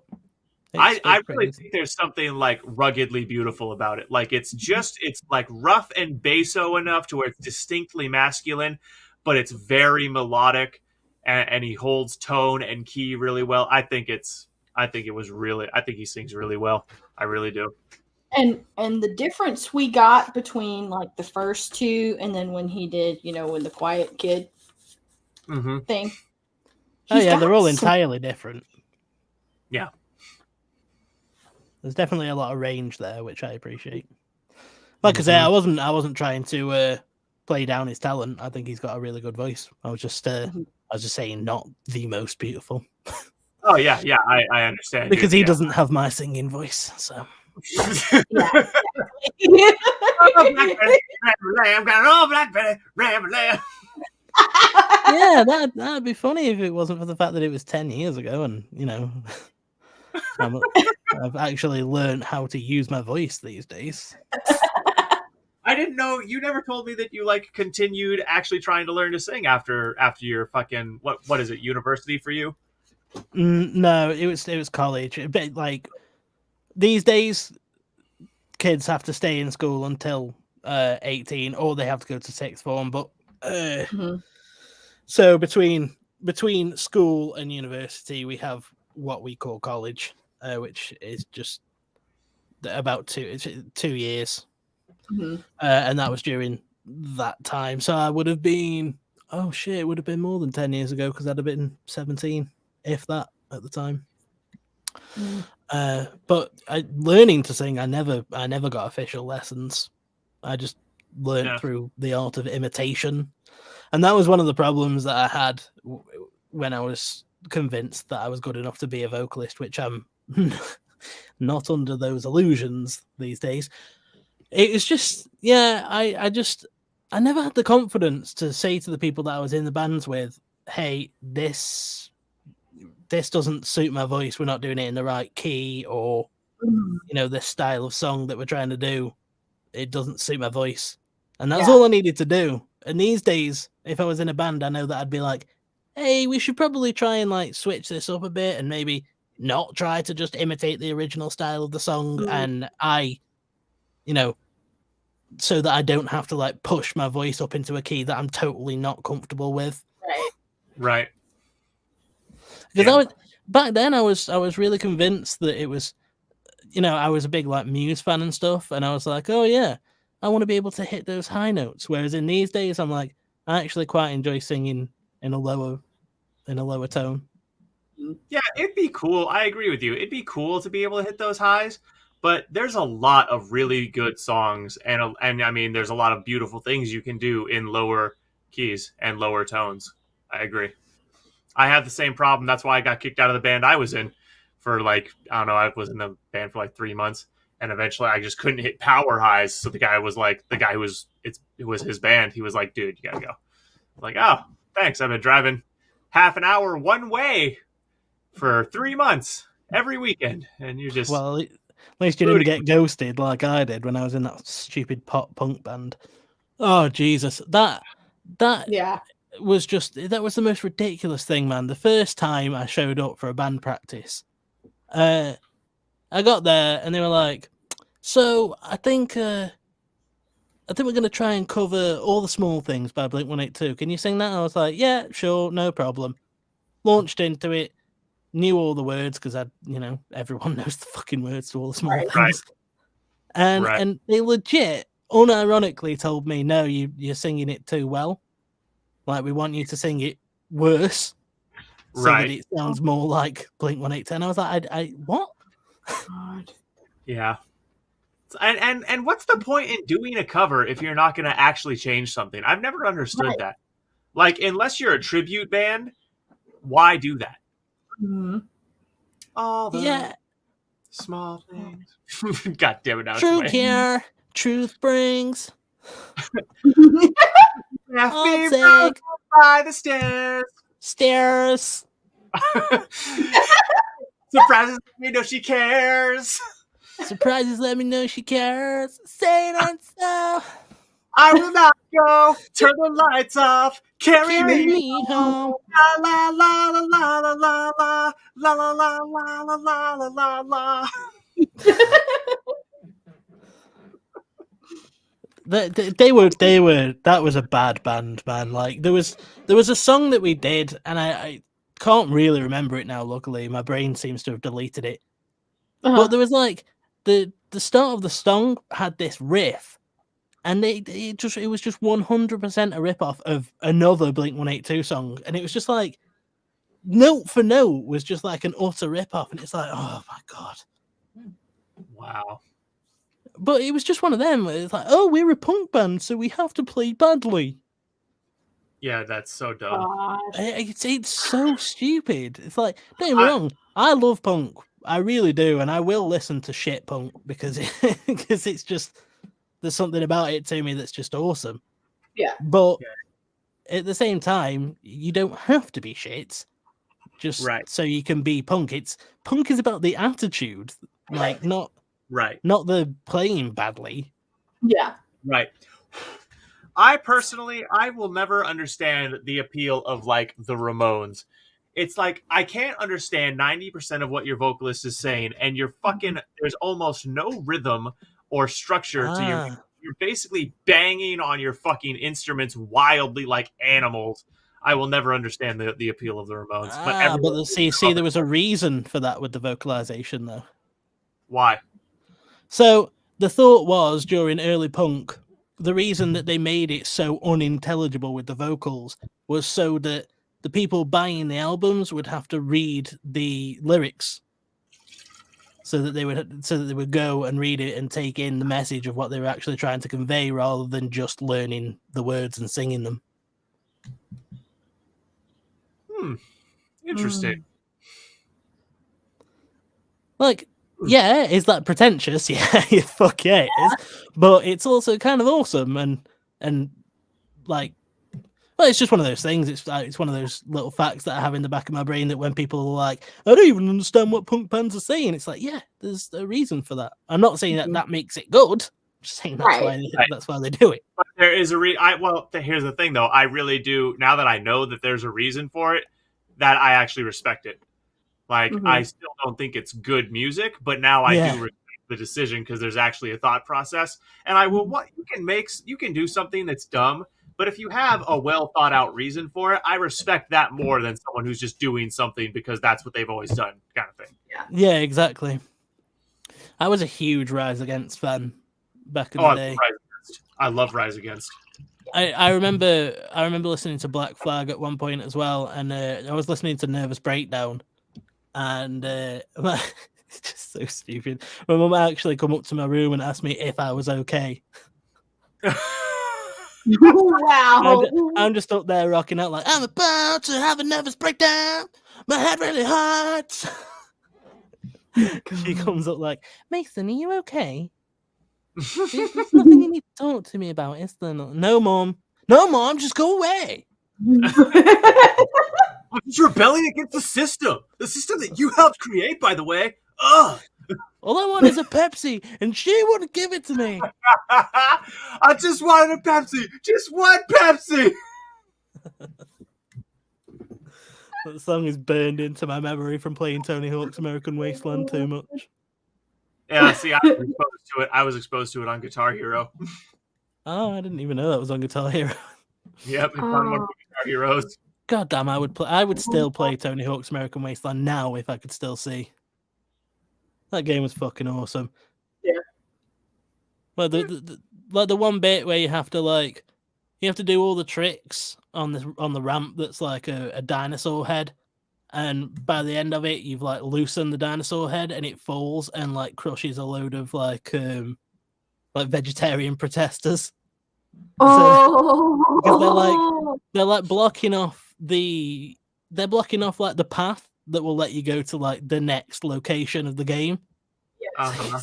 So you have to get a dinosaur to crush them because they're standing there like, there is murder. Oh my god, that's hilarious. I never played that game, but that's hilarious. All right, we're doing the thing that we were talking about at the beginning of this whole thing. Like we're 2 minutes into this, and it's been like 20 minutes. Yeah, it's fun. Yeah. All right, so this next one is When Homie Sings an R&B drill song. Oh god. You get high, cause the end is near. What you doing? Yeah. What you doing? Yeah. Tell me what you doing? Yeah. I seen her up last night. Homicides always lie. We brought the 45, 223s and a Glock 9s. If he gon' slide, then he gon' slide. Oh, he gon' die. He gon' I don't die. think he wanna try with me. Last nigga that played got put on a tee. Before I diss my opposition, I'd like to give And now it's the 1900. I keep saying 1917. The Now it's the 1800s character again. I'm not gonna lie with that last one. I feel like because I've had neighbors that listen to that sort of stuff, I've just got to my brain is trained to just tune that sort of thing out, and I had no idea what he was saying. Like, I just have like one of those Black Mirror like auto filter features on my brain for that sort of music. Yes. Yeah, for R&B. I for a long time I actually did too. Because a lot of R&B music is really generic, but every now and then there's an R&B song that absolutely fucking slaps. But I actually liked what he was saying there. It's fucking. When we were walking around the other day, we were just like walking up this road, and this car, just, you know, one of those super cool people who has their music so loud that everybody on the fucking street is gonna hear it. Right, because they have to let everyone know their dick is way bigger than everyone else's. Yeah. Well, yeah, and they're just like the coolest human being that you could ever be. Oh, dude, coolest person who ever fucking lived and ever will live. Yeah, so whilst I was standing there admiring how cool they were, and they had to stop at the traffic light, which I'm sure they were very happy about because it meant that they had to be in more than one spot. No, not more than one spot. It meant that they had to be in one spot for more than a few seconds. But people can experience how awesome they were. Yeah. Yeah. So the one particular line that came spilling out of the car was like, I think I can't. And it was just like the most auto-tuned voice as well. And it was just like, we wake up and fuck all day. And I was like, wow. R&B song ever. I was like, wow. And just that's so profound. He wakes up in the morning and they fuck all day. And hey, don't get it twisted. Like fans of that sort of music. I know rock music's no better. Fucking skulls and fire and fuck the establishment and I'm so badass. Hey! Don't you do that, Mason? Rock is inarguably better than the modern state of R&B. Fuck you. Well, I agree, but you've got to admit they do fall. Rock music does fall into a lot of the same. Like, not saying the same things, but they fall into a lot of the same trappings. I mean, it's like, yeah, it's like how like pop and R&B and stuff. Like, pop's got the whole like we're partying with friends and we're doing shots at the weekend in the club and we're all really happy. Like music, but that's more like trap and club music. But yeah, I know. That's why I was saying like pop and stuff like that. And then like you've got like but it doesn't matter. It doesn't matter. And then you've got the other stuff that's like. All about sex, and then rock is just for the most part is just about being really fucking angry and you know dark. That's why I love it. Cool imagery. Yeah, I agree. That's why I love it. But you know what? Every now and then, metal has something. I'm gonna play a song for you really quick. Hang on. Every now and then, metal has some shit that's like truly uplifting and inspirational. Oh, god damn it. Sale. Why am I? Yeah, but they're not doing metal right, Zach, obviously. Oh my god, shut up. Listen, oh, wait, man, if it doesn't make you want to cry and die at the same time, then it's not metal.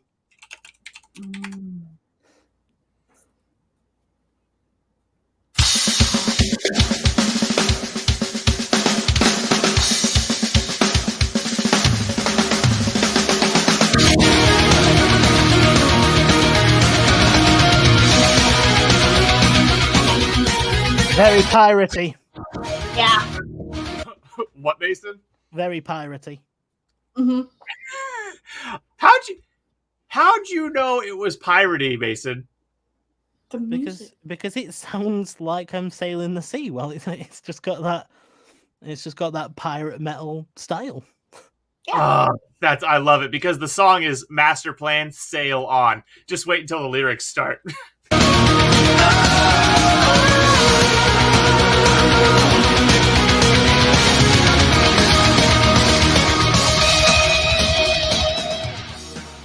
You cannot see it coming, always without a warning. You need to hold on tighter, find a brand new start.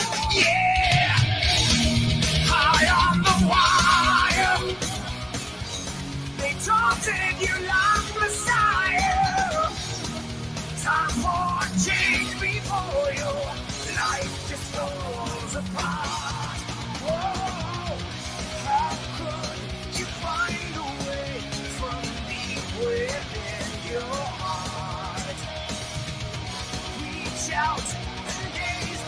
Mason's all right. Yeah.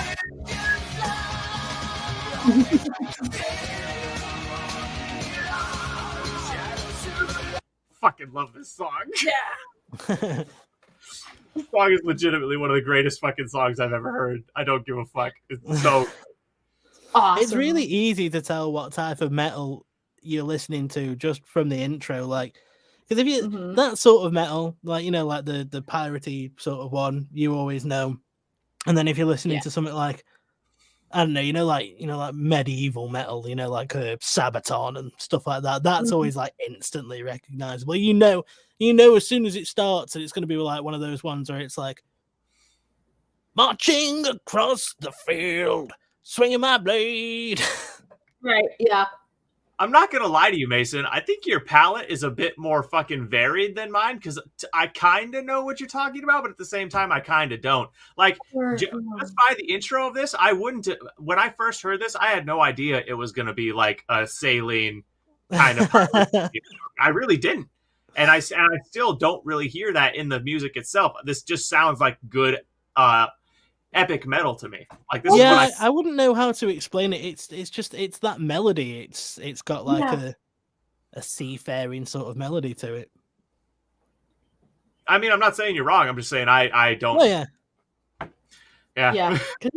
Slightly like I don't know if you could call it Irish pub metal kind of feel to it.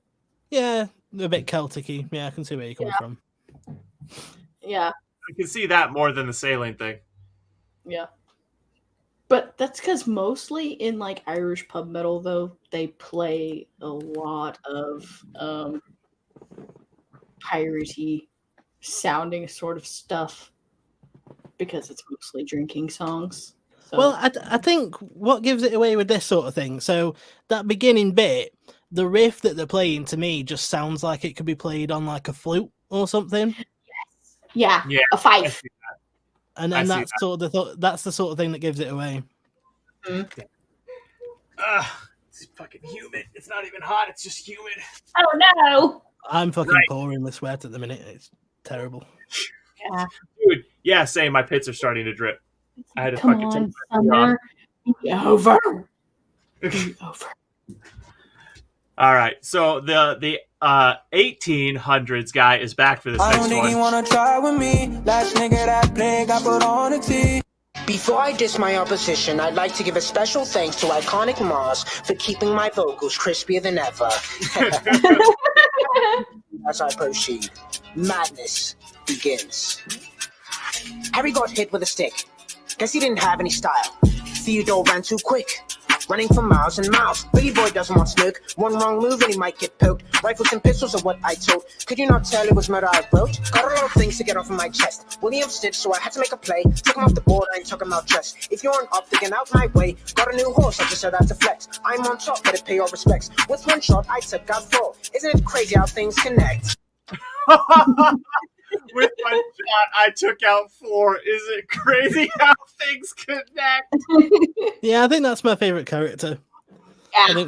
I think for the most part, it's probably because I find it the easiest to understand. This dude's English. I understand what you're saying. That and his articulation is immaculate. Well, it's really funny you say that, because the next character is when the UK Roadman gets in the studio. Sorry, Caitlin, I interrupted you. Oh no, you're good. Are you sure? Yeah. Okay. Yeah, so this next one's when the UK Roadman gets in the studio. Listen, bro, if you don't have my peas by tonight, you're done, yeah? Bring my peas by tonight. I'm not gonna say it again, bro. Pussy, yo, bro. Get off my phone. The teeth sucking, yes. What was that, Mason? I said, yes, the teeth sucking. That's 100% accurate. Oh, God. Is that like what? Is that just a mannerism thing you guys have, or is it like? Is there a thing behind it? Is it like an insult, or? I don't know. I really don't understand it. It's more. So you know how I was telling you about like chavs and stuff. Yeah, that's something that a chav is more likely to do. Like, you know, if you see like me and my friends walking around with our like long hair and beards and like listening to rock and stuff. You're not going to see one of us doing that. But if it's like someone who's listening to "We wake up in the morning and fuck all day," like there's a good chance he'll talk to you and be like, "What are you looking at me like that for, bro?" I can't even do it. That's how much I don't do it. Man. Rule number 1, make sure you bring my peas. Rule number 2, keep the word in the streets. Rule number 3, make sure the herd gang eat. If you mess up on any of these, you get put 6 feet deep.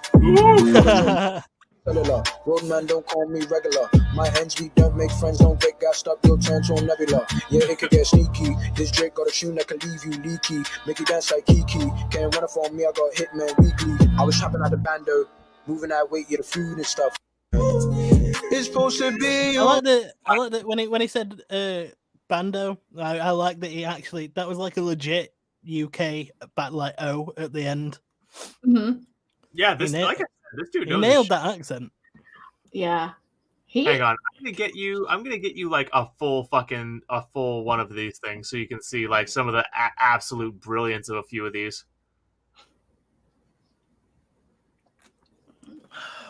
Man. I assume dude's not even from the UK and he can do some UK accents better than I can. It's because all of my UK accents are like super over the top, like like Dylan's voice could not be more over the top. London. You're like, this is over exaggerated. Dylan's voice is basically the version of London that Americans think they talk like. Yeah. Yeah. Like Hollywood, London. Yeah. Listen, mate, my name's Jason Statham. I was in all the Transporter films. Oh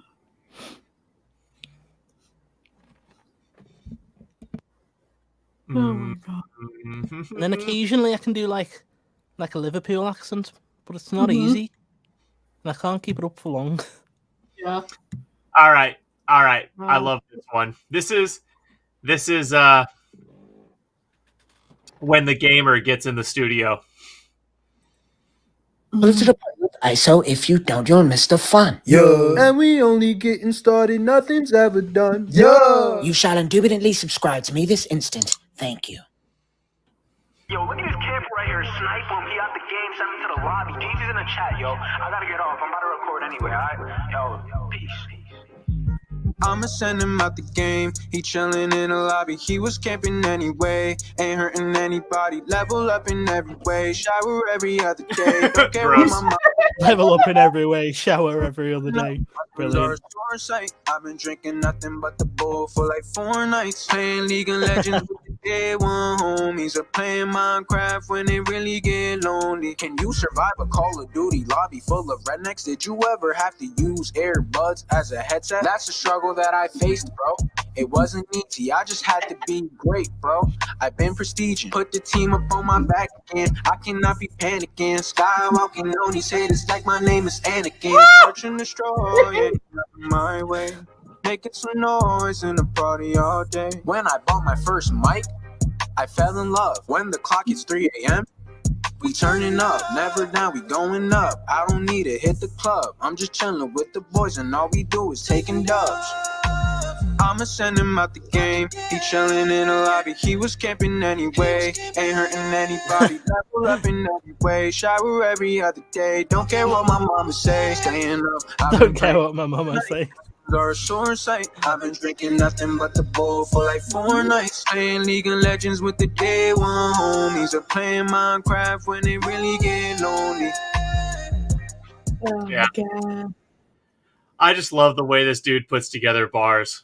And I love he's really good at changing the way words are enunciated so that things that shouldn't flow. It's really impressive, actually. That wasn't even the best example, but man, he sometimes I'm just like, how the fuck did he make that flow? Oh, I just twatted my mic with my Pepsi. Oh no! You fucking Pepsi heretic.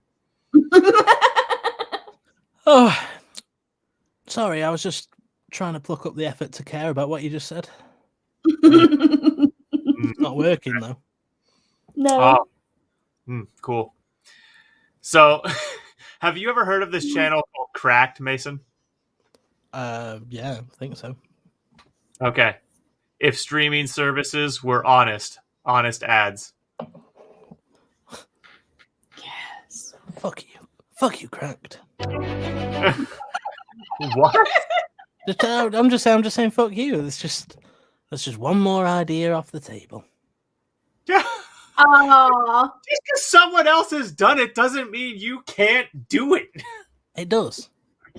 No, it doesn't. Or so you could create your own streaming service to advertise. I mean, right. I don't have the startup for that.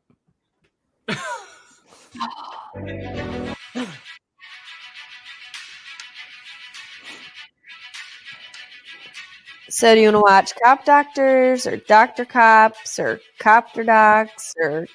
Are you struggling to decide which bright stream of flickering photons and erratic audio waves might combine in such a way as to lull your seldom used body into another night of sweet, sweet unconsciousness? I mean, I guess, but nothing looks very good. Maybe we could just have a conversation. Whoa! Let's not do something you'll regret. Let's not do something you'll regret. You don't want to talk. That's going to expose all the glaring differences you have in your relationship. All the deeply held and covered up insecurities. oh, it's like, oh no. Premiere movies, but on the internet, but not porn service. Perfect for ensuring night after night passes peacefully, with zero opportunities to confront the burgeoning physical and emotional intimacy issues that have trapped your relationship in a meandering death spiral. Hi, I'm Roger. Too wordy. Sure, it's way too wordy. People aren't going to listen to that.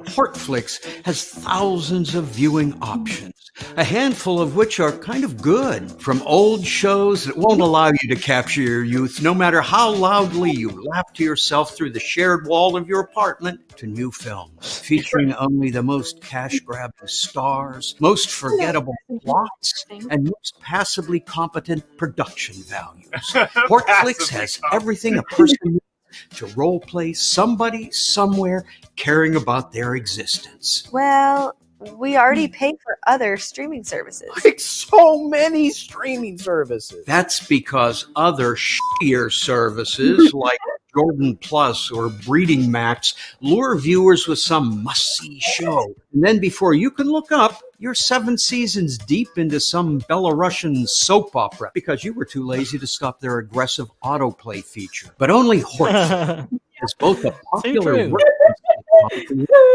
Well, I'm sure that Belarus has some awesome soap operas, though. Yeah. Foreign soap operas are kind of funny to watch. Yeah, I'm sure they would be. Especially if you watch them without subtitles and the other person in the room and you are doing the voices of the people and making up what they're saying. Yeah, just from contextually, from the way that the sentence is structured. Yeah, we sound like kindred spirits. Caitlin, we might have to do that for IYFA. We might have to a random foreign sitcom, just like a random fucking foreign sitcom, and just me and you voice all the fucking. We'd have to find out how to get Mason in on it too. I was gonna say, just cutting me out of that. No, I'm not. It would take work to include you because I'd have to write up a fucking. I'd have to write up a summarization of what happens. You would have to describe it. Or I could just write your lines for you. No. Nobody writes my lines. We could describe it to you. No, guys, I got it. We don't describe anything to him. We just assign him a character, and he responds to us. Oh my gosh! So he's the third person in the room, and he doesn't know anything what's going on visually. He just responds to what we're saying.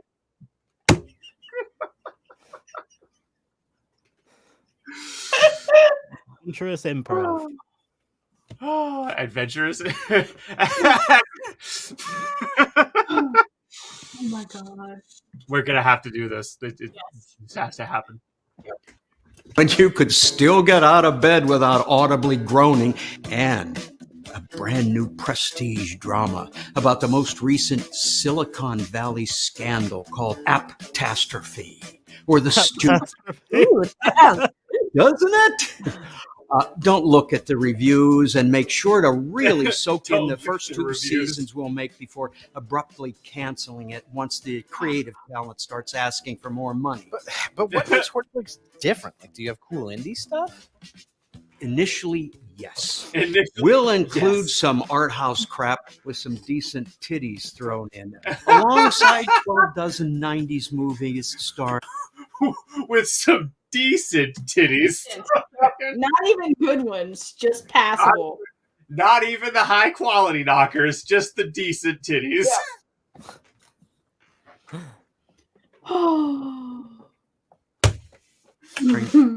babies, but will actually wean you off the critically acclaimed stuff by slowly removing them in favor of shiny new Hortflix originals. We'll aggressively market for a month or two before letting them vanish into the great content ether. Maybe we should just play video games or something.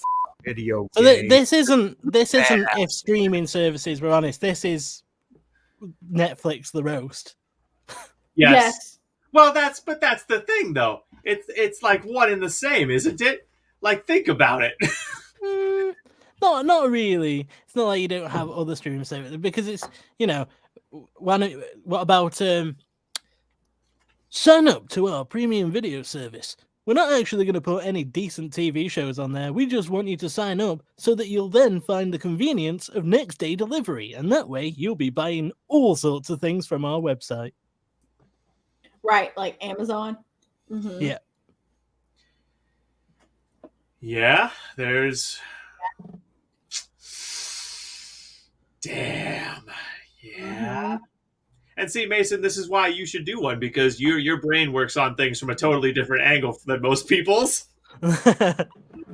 How are you going to compete with Vincent Van Gogh, complete with incomprehensible action scenes? Vincent Van Gogh.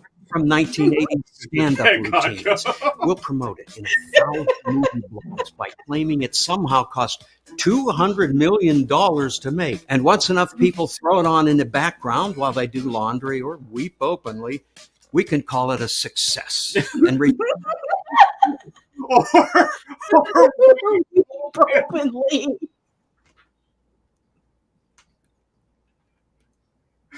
Well, enough people throw it on in the background while they do laundry or weep openly. I can't let my neighbors know I'm crying. Just put on Vincent Van Gogh.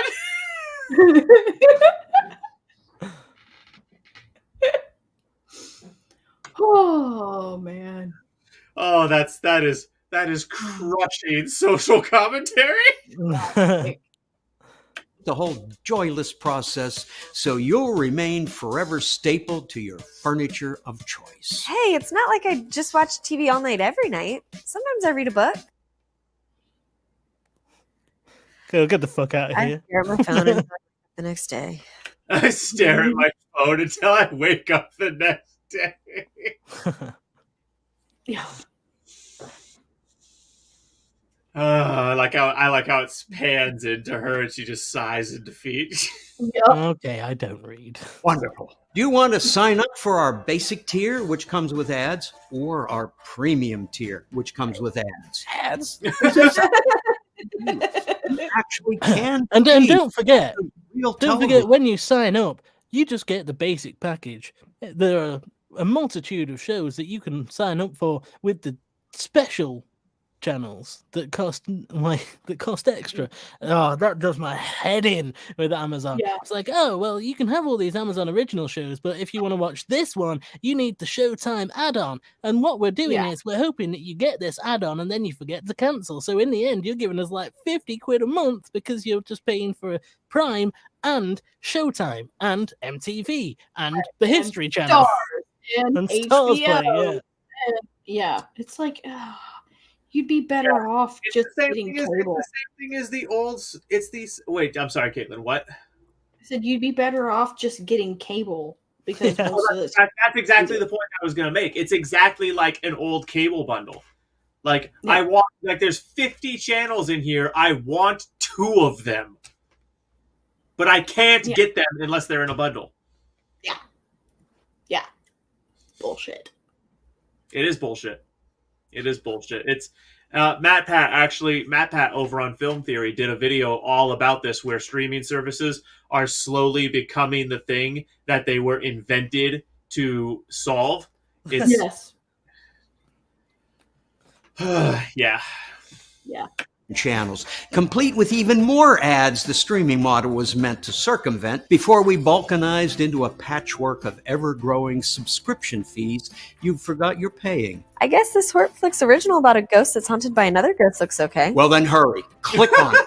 We'll never release our shows on physical media, and they could leave Hortflix at any moment for any reason. You'd better cram as much digital buzzing into your cranium as you can before your chance to ingest vampire house hunters is gone forever. I guess I am pretty comfy. That's the spirit. Sit back. Sounds of comfort. Sit back. Don't think about the growing number of people that have linked binge watching to sleep deprivation, unhealthy eating habits, blood clots, depression, and a higher risk of cardiovascular disease. What? Look, we have a whole category called formulaic and morally uncomplicated legal procedurals set in cities you can find on a map. That ought to knock off several hundred hours from your fleeting mortal existences. I've been and I'll raise the monthly fee again once they're hooked. I steal the password from my parents.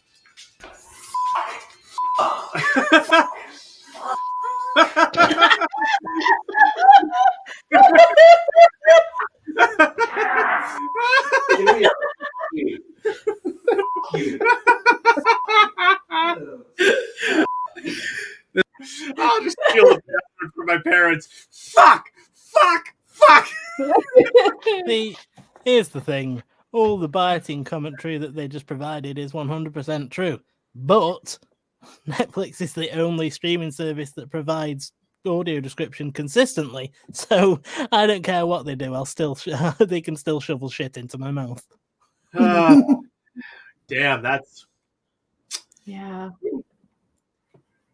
Ooh, listen, Mason. man. Go ahead. Sorry. No, you go. No, Mason, go ahead. I was going to say, listen, man, once you've got used to watching shows with audio description, it's kind of hard to watch them without it now. Yeah. And I realize that Netflix isn't perfect, but at the same time, if you've only got one place that's providing you the thing that you need, that's where you're going to go, and you're going to be fucking grateful for it. Yeah. I'm not arguing with you. And to be fair, I think that Netflix does still have some decent content on there. It's just a matter of sifting through 100 pieces of shit to find like a silver coin. Mm-hmm. Although it is annoying with so all Netflix originals have audio description. Right. But you better hope that you're not watching one of the few series that comes out on a weekly basis, because if you are, the audio description doesn't go on the series until it's completely out, which I found out by watching the first half of Better Call Saul season 6.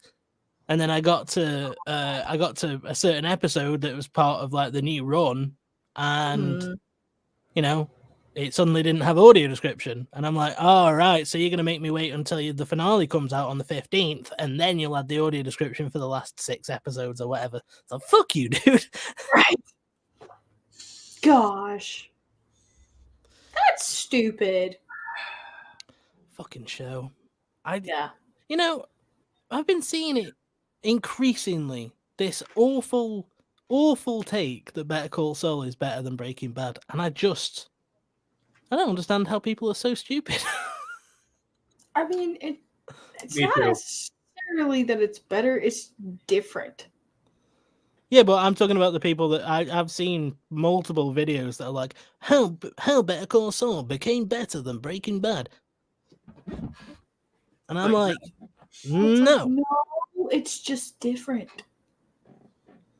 Is it? Because it seems pretty similar to me. Well, I mean, not necessarily better. It's good on its own. You see what I mean? I'm not the right person to ask about this because I don't really like it that much. Like, when it actually gives me what I want, I think it does that thing really well. But like, listen, guys, you took 4 series to get to you took 4 series to get to the point where I wanted you to be at the start. Like, I'm sorry, I didn't need 4 seasons explaining how he got the name Saul Goodman. I just wanted to see him being a dodgy lawyer. Right. Yeah.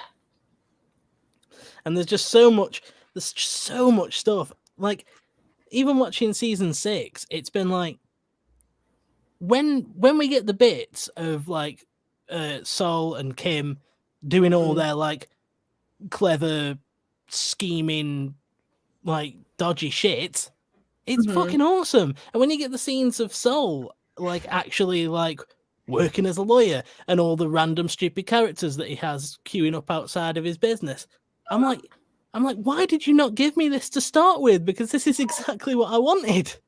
Yeah, like it would have been even better had they just made it about the cases. Yeah, exactly. Yeah. Yeah. I didn't need all this shit explaining how, like, I didn't need all this shit explaining how everything in Breaking Bad got to where it is. Like, right. Like the stupidest of details, like, here's how the inflatable Statue of Liberty got there. I'm like, I don't care.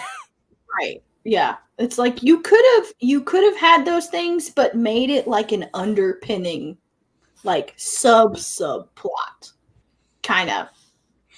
And as for the background, but made the whole show about the cases. Yeah.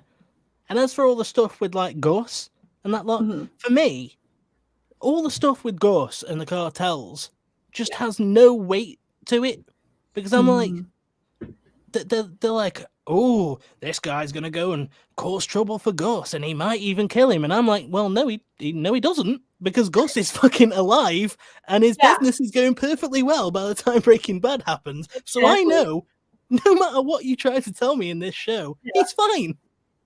Right. Yeah, it's like, so no tension whatsoever. You just took all the teeth out of that. Thanks. Yeah. If you're going to try to do a prequel and build tension around a character that we know is in a later part of the series, it has to be tension based on how the fuck did they get from A to B. Like, you have to make it seem impossible that they get out of this. Yeah.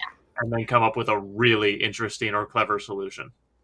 And the overexposure to Gus as well is a problem to me, because I feel like they made him so one note. It's like, oh, did you know that Gus is really particular, and he's like, he's got an attention to detail, and he's super neat. Here's 5 shots of him adjusting his tie. Right.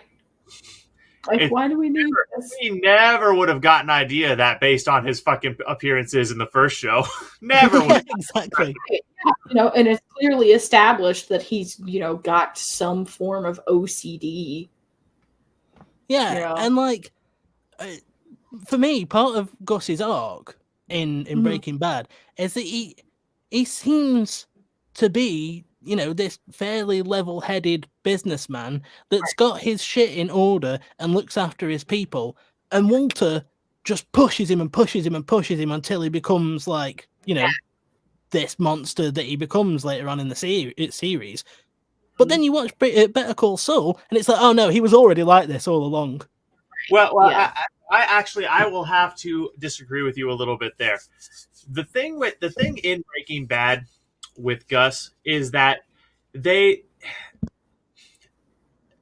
always hinted that there was a monster, an absolute monster of a man underneath the calm, cool business facade. And the thing was that he didn't want to be seen that way. He wanted to be seen as the cool, collected, orderly, sophisticated businessman. Yeah. But the monster was always there, and they hinted on that throughout the thing. And Heisenberg, being smart, he was like, I see it, and I'm going to use it to my advantage. Yeah, it's what I like to call the sleeping dragon archetype. Right, exactly. I also just don't find him that cool, because if you watch Better Call Saul, it's like, right, so Mike's the actual boss then. Yeah. Yeah. Because that completely undermines Gus's whole thing in Breaking Bad. Yeah, exactly. Because in Better Call Saul, Mike is just like doing all this shit where he's like calling all these shots, and like Gus is like, we need to do this, and Mike's like, no, we're not doing that. I don't care what you say, that's not happening. And then Gus is just like, okay. like there was an episode in season 6 where something happens, and afterwards Mike sort of like walks towards Gus and he's like, are you happy with how everything went down tonight? Because I'm not. And I'm like, yeah, Mike's telling you off, Gus. Man, because really, it would have been better off had they... Man, they could have really just expanded the universe and just gone for a show with Gus. Or Mike. Like, if they just focused on Mike rather than trying to have Saul. Because you've based an entire spin-off show around a character who is essentially a joke. Right. Saul is comedy relief in Breaking Bad. And you've based an entire spin-off around him. Whereas in Mike is this like fleshed out character with a cool backstory. And he's like, he's like this GTA character in real life. And there's plenty of stories that you could tell with this guy. Yeah. And they know that, which is why he's in Better Call Saul. But he's splitting his time with all these other storylines that are like, right, so it just doesn't hold as much weight, because you just get into this one scene that he's doing, and then it cuts to like fucking Lalo Salamanca fucking like going about the desert, and I'm like, I don't care. Can we just get back to Mike being a tough badass, please? Exactly. It's like, we want Mike. It's like, we want Mike. We want Mike. We want Mike. We want Mike. Yes. Yeah. Because it got to where that was really the whole point of why I was watching the show when, I was watching the first two or three seasons. And because Saul's arc in the first couple of seasons is it's so boring, man. Like, all the stuff with his brother, I'm just sitting there like, don't care. Go back to Mike now, please. Go back to Mike. Go back. Yeah.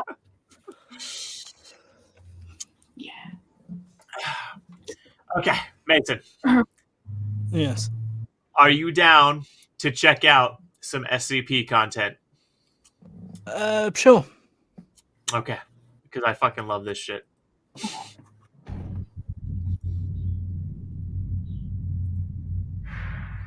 Oh, and you know what? After that, we're going to check out Mr. Creeps. Mr. Creeps. Mr. Creeps. Mr. Creeps. Good afternoon, everyone. My name is Dr. Miller, and the SCP we're going to be looking at today is SCP-3. Object Class, Euclid. Special Containment Procedures. SCP-3 is to be maintained at a constant temperature of no less than 35 degrees Celsius and ideally kept above 100 degrees Celsius. No living multicellular organisms of Category 4 or higher complexity may be allowed to come into contact with SCP-3. In the event of total power failure, if SCP-3-1 begins to increase its mass, Assigned personnel must engage in skin contact with SCP-31. Ideally, personnel may use their body heat to return SCP-31 to above the critical temperature. However, skin contact must be maintained even in event of SCP-3 reaching activation temperature, lasting at minimum until SCP-31 advances fully to its second growth stage. Personnel who enter SCP-3's containment area must first be examined for body parasites of Category 4 or higher complexity and sterilized if such organisms are present. All personnel who have come in physical contact with SCP-31 are to immediately report for sterilization afterwards. SCP-31 must not be removed from SCP-32 except in case of emergency procedures detailed above. Any significant change in SCP-32's rune activity, including pattern, frequency, or color, should be reported within 3 hours of occurrence. Cessation of rune activity must be reported immediately. SCP-32 must be supplied with power via the source designated Generator 0039 at all times. I love how they give you the containment procedures before they give you the description, because it really primes you to be like, okay, what the fuck is this thing? Like, I'm intrigued. Yeah, I don't know why I struggle to follow it. It just starts becoming letters for me, like I will admit to you, it took me a while to get used to that too. And if I don't pay attention, sometimes I will still like kind of blue screen and tune out. I do have to like actually try to pay attention. But especially when they're more interesting, it's easy. Some of the lesser, like less interesting ones, it's harder to pay attention. Like, I was trying to pay attention to that then, but if you asked me, if you were like, "Hey, pop quiz, Mason, tell me about what you just said," I'd be like, something about parasites and needing to be checked for them, and maybe something about incineration. Well, basically, this thing has to be idiot for me. It's like basically this thing has to be kept in a temperature-controlled environment because it cannot get under a certain temperature, and it's necessary to keep it there for whatever reason. Which we're about to find out in the description.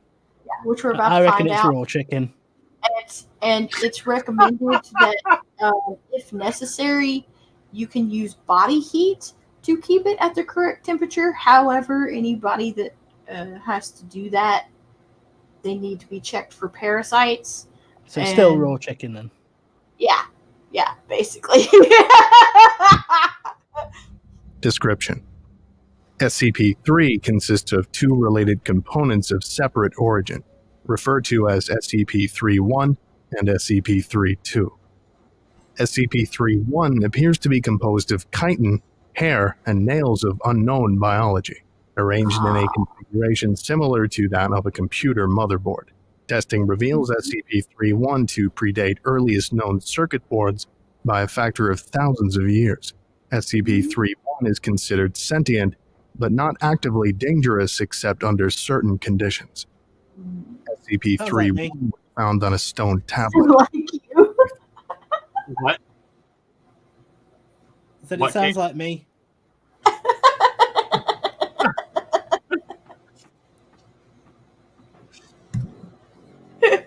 32, on which it currently resides.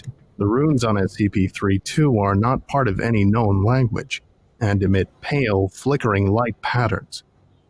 SCP-32 is controlled by a non-biological internal computer, the contents of which are mostly inaccessible without risk of damaging SCP-32. SCP-32 is capable of controlled emissions of radiation, including heat, light, and anomalous radiation types. SCP-32 contains an internal power source of an anomalous nature, which appears to have been losing power since several centuries before discovery. It is considered probable that SCP-32 was created for the purpose of containing SCP-31, Partially interpreted data recovered from SCP-32 may refer to a past and/or potential future LK-class restructuring event caused by SCP-31. SCP-3 was located by remote viewing team SRV-04 Beta. It appears possible. So, for context for Mason, because he's not as into this universe as I am, so basically what that means, what that translates to is, we got data from this thing that says it might be a doomsday device. Right. Okay. Yeah. That SRV-4 Beta was deliberately contacted by SCP-32. Other organizations have also been alerted to SCP-3's existence, possibly by similar means. Despite this activity, SCP-32 does not appear to be sentient. Based on its lack of reaction to M03 Gloria analysis, Yeah, I thought you said it was sentient. The thing housing it is sentient. Right. Yeah, because it's a thing inside of a thing. Right. So the actual SCP-3 is something that is housed inside a box that has radiation battery power in order to keep it inside that thing, and apparently its reserves are getting low. Sounds about right. when SCP-3 drops below the temperature of 35 degrees Celsius, both components react. First, SCP-31 enters a growth state characterized by an exponential increase in mass. This growth state consists of two stages. In both stages, SCP-31 partially fuels its growth by converting matter around it, starting with any surrounding inorganic material, including atmospheric elements, then non-living organic material, including cells of dead skin, hair, chitin, enamel, keratin, and other biological materials. The first stage is always the same.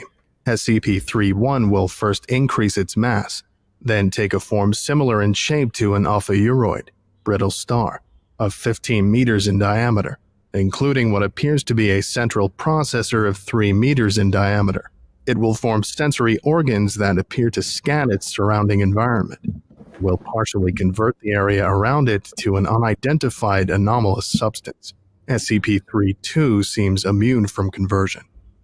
The second stage describes a growth alteration which occurs when SCP-3 comes into contact with living organic material. SCP-3 appears to template itself off of the organic material and will attempt communication with organisms that match its initial template or template. What, Caitlin? Okay, so, and this is another reason why it having contact with personnel is very tricky, because it can shapeshift itself to mimicking the biology it comes in contact with. So if they have to, via emergency, use their body heat to, get it back to critical temperature, then somehow it can actually make a blueprint of their biology and transform itself into looking like them in order to try and communicate with them.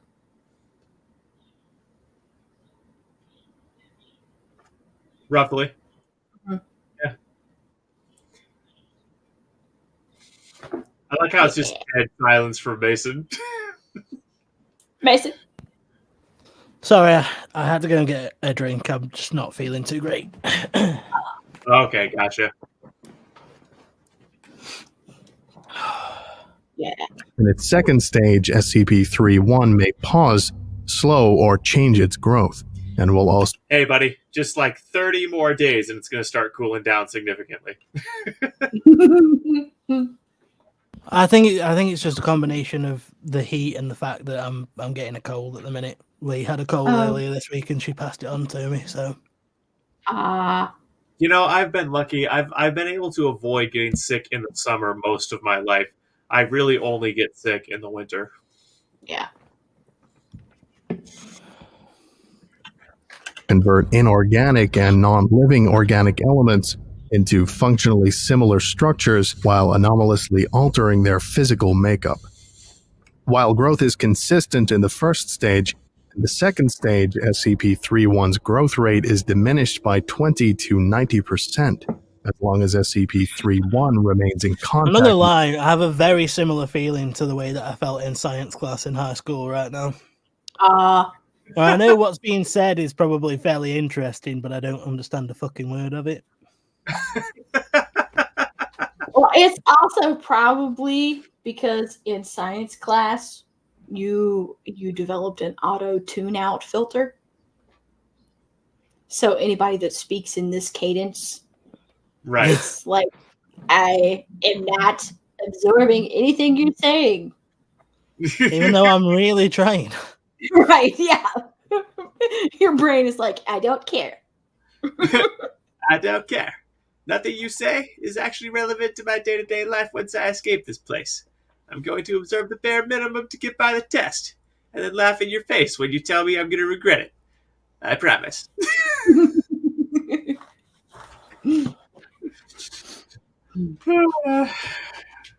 Material.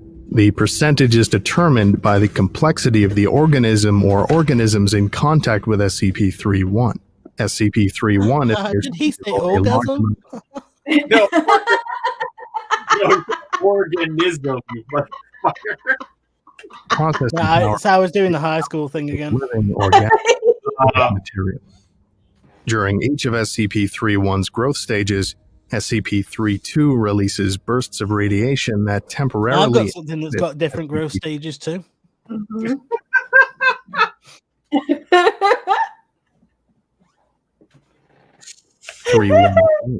or reverse this growth when the temperature of SCP-31 rises above 100 degrees Celsius. I've got something that rises. Similar radiation emissions have been replicated or recorded via other anomalous means. SCP-31's biology has been the subject of extensive study. So has your Significant mom's. elements have been identified similar to SCP-1512 and SCP-2756. Excuse me, sir, can I go to the toilet? No. Further confirmed connection with SCP-31 and no known connection with each other, and none of which are fully understood. Technically even less understood than SCP-3, thanks to the extensive research on the SCP-3 objects.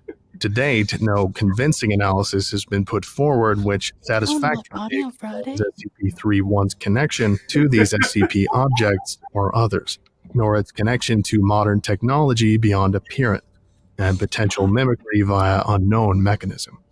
Sir, David flicked a spitball at me. Deal with it. 3.1. Acting on information gathered from linguistic analysis of SCP-32's runes and comparative data analysis, research team M03 Gloria has managed to establish a link between SCP-3 and for analysis of its functions. SCP-3 I'll give you a tenner if you let me copy off what you're writing. Kept a minimum of 1 kilometer and the resulting byproduct at all times. Addendum 3.02. SCP-32's power loss has been exacerbated by the procedures performed by M03 Gloria. On orders of O510, M03 Gloria will continue procedures. Addendum 3.03. During M03 Gloria procedures, SCP-31 doubled its mass and began rapid structural growth. Temperature was immediately returned to 100 degrees Celsius. Growth and mass increase of SCP-31 continued for 9 minutes and 9 seconds, at which time a sustained radiation spike was produced by SCP-32. In response, SCP-31 returned to its normal state in 3 minutes and 39 seconds. New growth dissolved into a dusty residue which was collected for analysis. By your Both mom's mouth. SCP-31 and SCP-32 ceased all detectable activity. SCP-32 did not resume activity until connected to external power source. SCP-32's runes were uniformly gray and did not resume normal activity for 3 hours. That's because I broke her pelvis. SCP-32 no longer appears to be able to maintain containment area at a temperature above 35 degrees Celsius without external power supplied by generators 3 through 9. Addendum 304. The procedure detailed in Addendum 303 was repeated, and SCP-31 again entered a growth state. After 10 minutes and 13 seconds, SCP-32 once again produced a sustained radiation spike. SCP-31's growth stopped for 36 seconds, then it resumed at its previous pace. On quadrupling its mass, SCP-31 formed a coherent outer shell and body. After appearing to scan its environment and partially converting its environment, SCP-31 then breached containment, entering the observation gallery where 9 members of M03 Gloria were present. On physical contact with the team members, SCP-31 encompassed them in rapidly grown appendages and stopped growth for 15 minutes. SCP-31 then resumed growth and rearranged the component parts of the center of its form to the shape of a 3-meter-tall female humanoid, with peripheral tentacles shifting to extrude primarily from SCP-31's newly formed hair and spine. SCP-31 then produced rudimentary vocalizations in an apparent initial attempt to communicate with researchers. An unknown individual approached the compromised containment area in company of a full squad of agents. The individual claimed to be acting on orders of 0510 and attempted communication with SCP-31. So, for context on that, Mason, 05 is the governing body of this organization. So, if you're acting on authority from one of the 05 council members, you're basically like above question. Okay, sounds cool. How do I do that?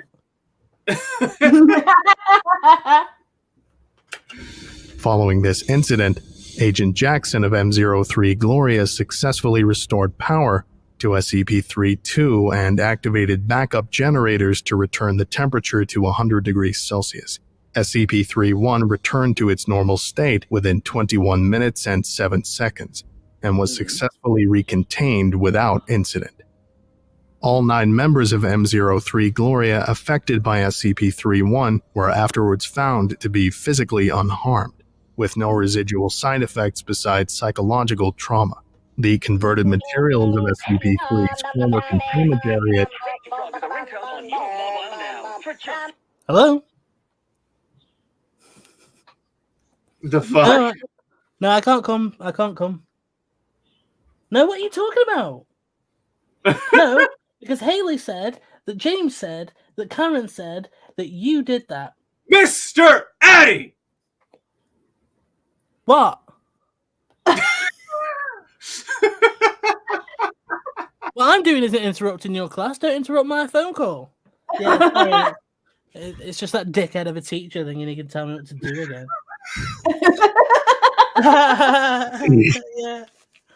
Yeah. Anyway, I gotta go now. Bye. Yeah. Oh, fuck off. Fuck you. Fuck you. Fuck you. No, you hang up. Fuck you, coward. No, you hang up. No, you hang up. He's committed to this bit. Did not dissolve and are now under analysis. Addendum 305. In light of the previous incident, 0510 was removed from the 05 Council by joint decision of 05 and 05. M03 Gloria procedures have been indefinitely suspended. Special Access Program M03 Gloria required. Incident Report A21B, Cycle 8, for dissemination to 05 Command and staff. Interviewers. Did you just say insemination? Oh, ha, ha, ha, ha, ha, Mr. Addy. Ha, ha, ha, ha, ha, ha. Grow up. You grow up. 7, 10, and staff. Interviewed, Dr. Tilda David Moose, M03 Gloria Lead. Excerpt 5A. She tried to talk to us. We all heard her voice in our heads, in a sort of half language we couldn't fully understand. Some of the others passed It's like on when to I me. tried to watch Lord of the Rings. Mr. Addy, that is a timeless classic. Boring. It's all about walking.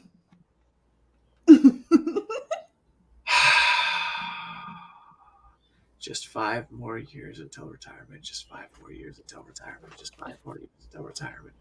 But it was because of mental fortitude. It's just that she was trying to tell us different things. She showed Jones a replay of all the memories of everything Jones ever felt anything about, all over the course of a few minutes. She ripped 3 of the researchers apart and put them back together unharmed. She doesn't understand human emotion or pain, or very Sounds much like my mom. experience the world. Wait, did you just say like your mom? Yeah. Why are you laughing? Yes, I would. Because your suffering makes me happy, Mr. Addy.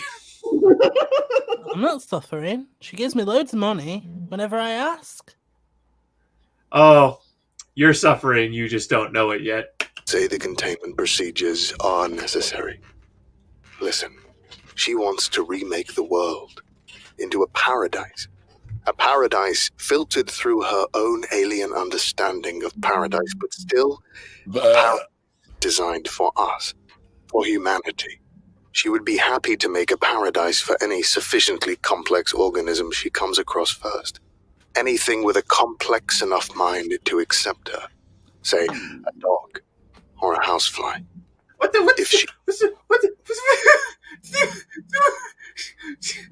A dog? We went from human to dog to housefly. Yes, because a housefly's mind is sufficiently complex. Uh-huh. Do houseflies, do they even have a brain? No. Don't know. Don't know. Don't. We're gonna find out right now. Do flies have brains? Well, they tend to think that they don't until they ask a wizard for it, and then they tell them that they had the brain all along. So it's just a pointless journey. But, you know, that's the journey of being a housefly.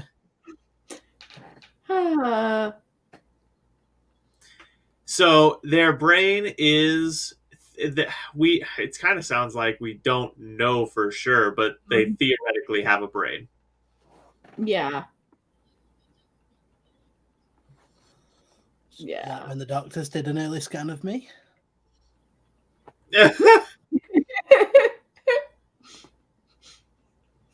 Like, we're not entirely certain. He breaches again. We have to be there first. What would it be like? I don't know. She showed us images. Not quite images. I can see them in my head, but they're not pictures. The closest thing I can think of is what you see when you close your eyes suddenly and tightly. But what? Memories. Mm-hmm. Yeah.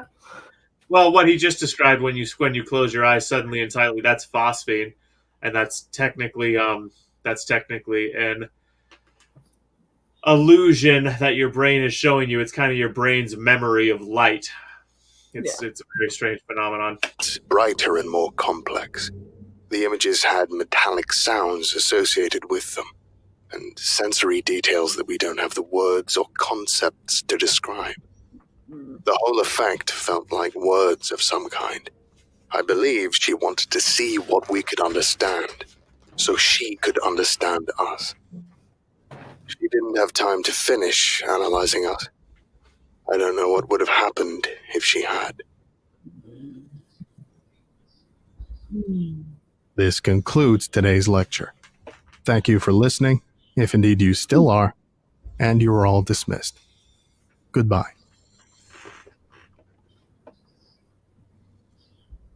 It's kind of interesting, though, in the sense that it said that earlier, if somebody were to come into contact with the thing, it was able to like imprint enough on them to actually mimic them.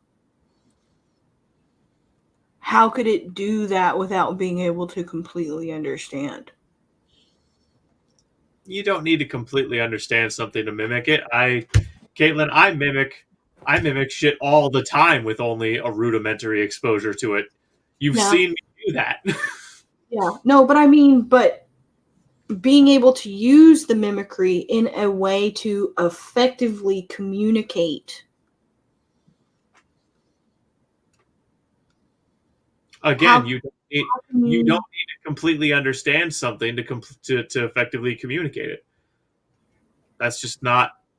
Well, then how do you know if you get the result or not? By whether or not the thing complies with the communication or interacts with the communication that you've tendered in a meaningful way. So take dogs, for example. So we know that we can't fully understand dogs and they can't fully understand us. But by training them to understand what we mean when we say a given word, they learn what we want and can choose whether or not to comply. And that is a meaningful form of communication. But neither of us really understands the other.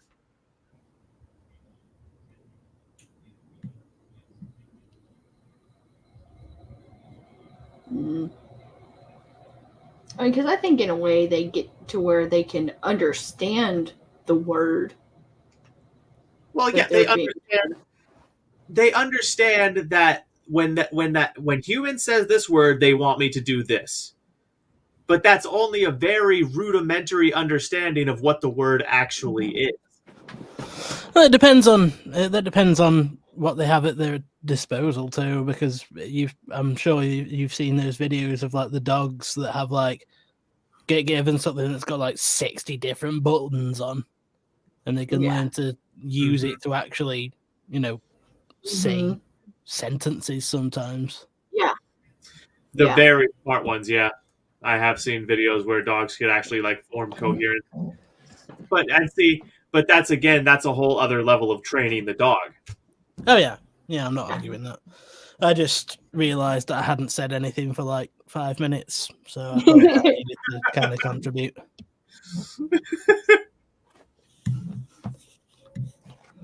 My head is killing me. Do you want to maybe call it or? Yeah, if you don't mind. Yeah, I don't really mind. There's always next time and that good shit. Yeah. So Wednesday we can set up for Mr. Creeps. Yeah. Yeah, that sounds good. I'm sorry about needing to go, but it's just. I know, it's okay. I actually really just want to go and sleep. Yeah, no problem, bro.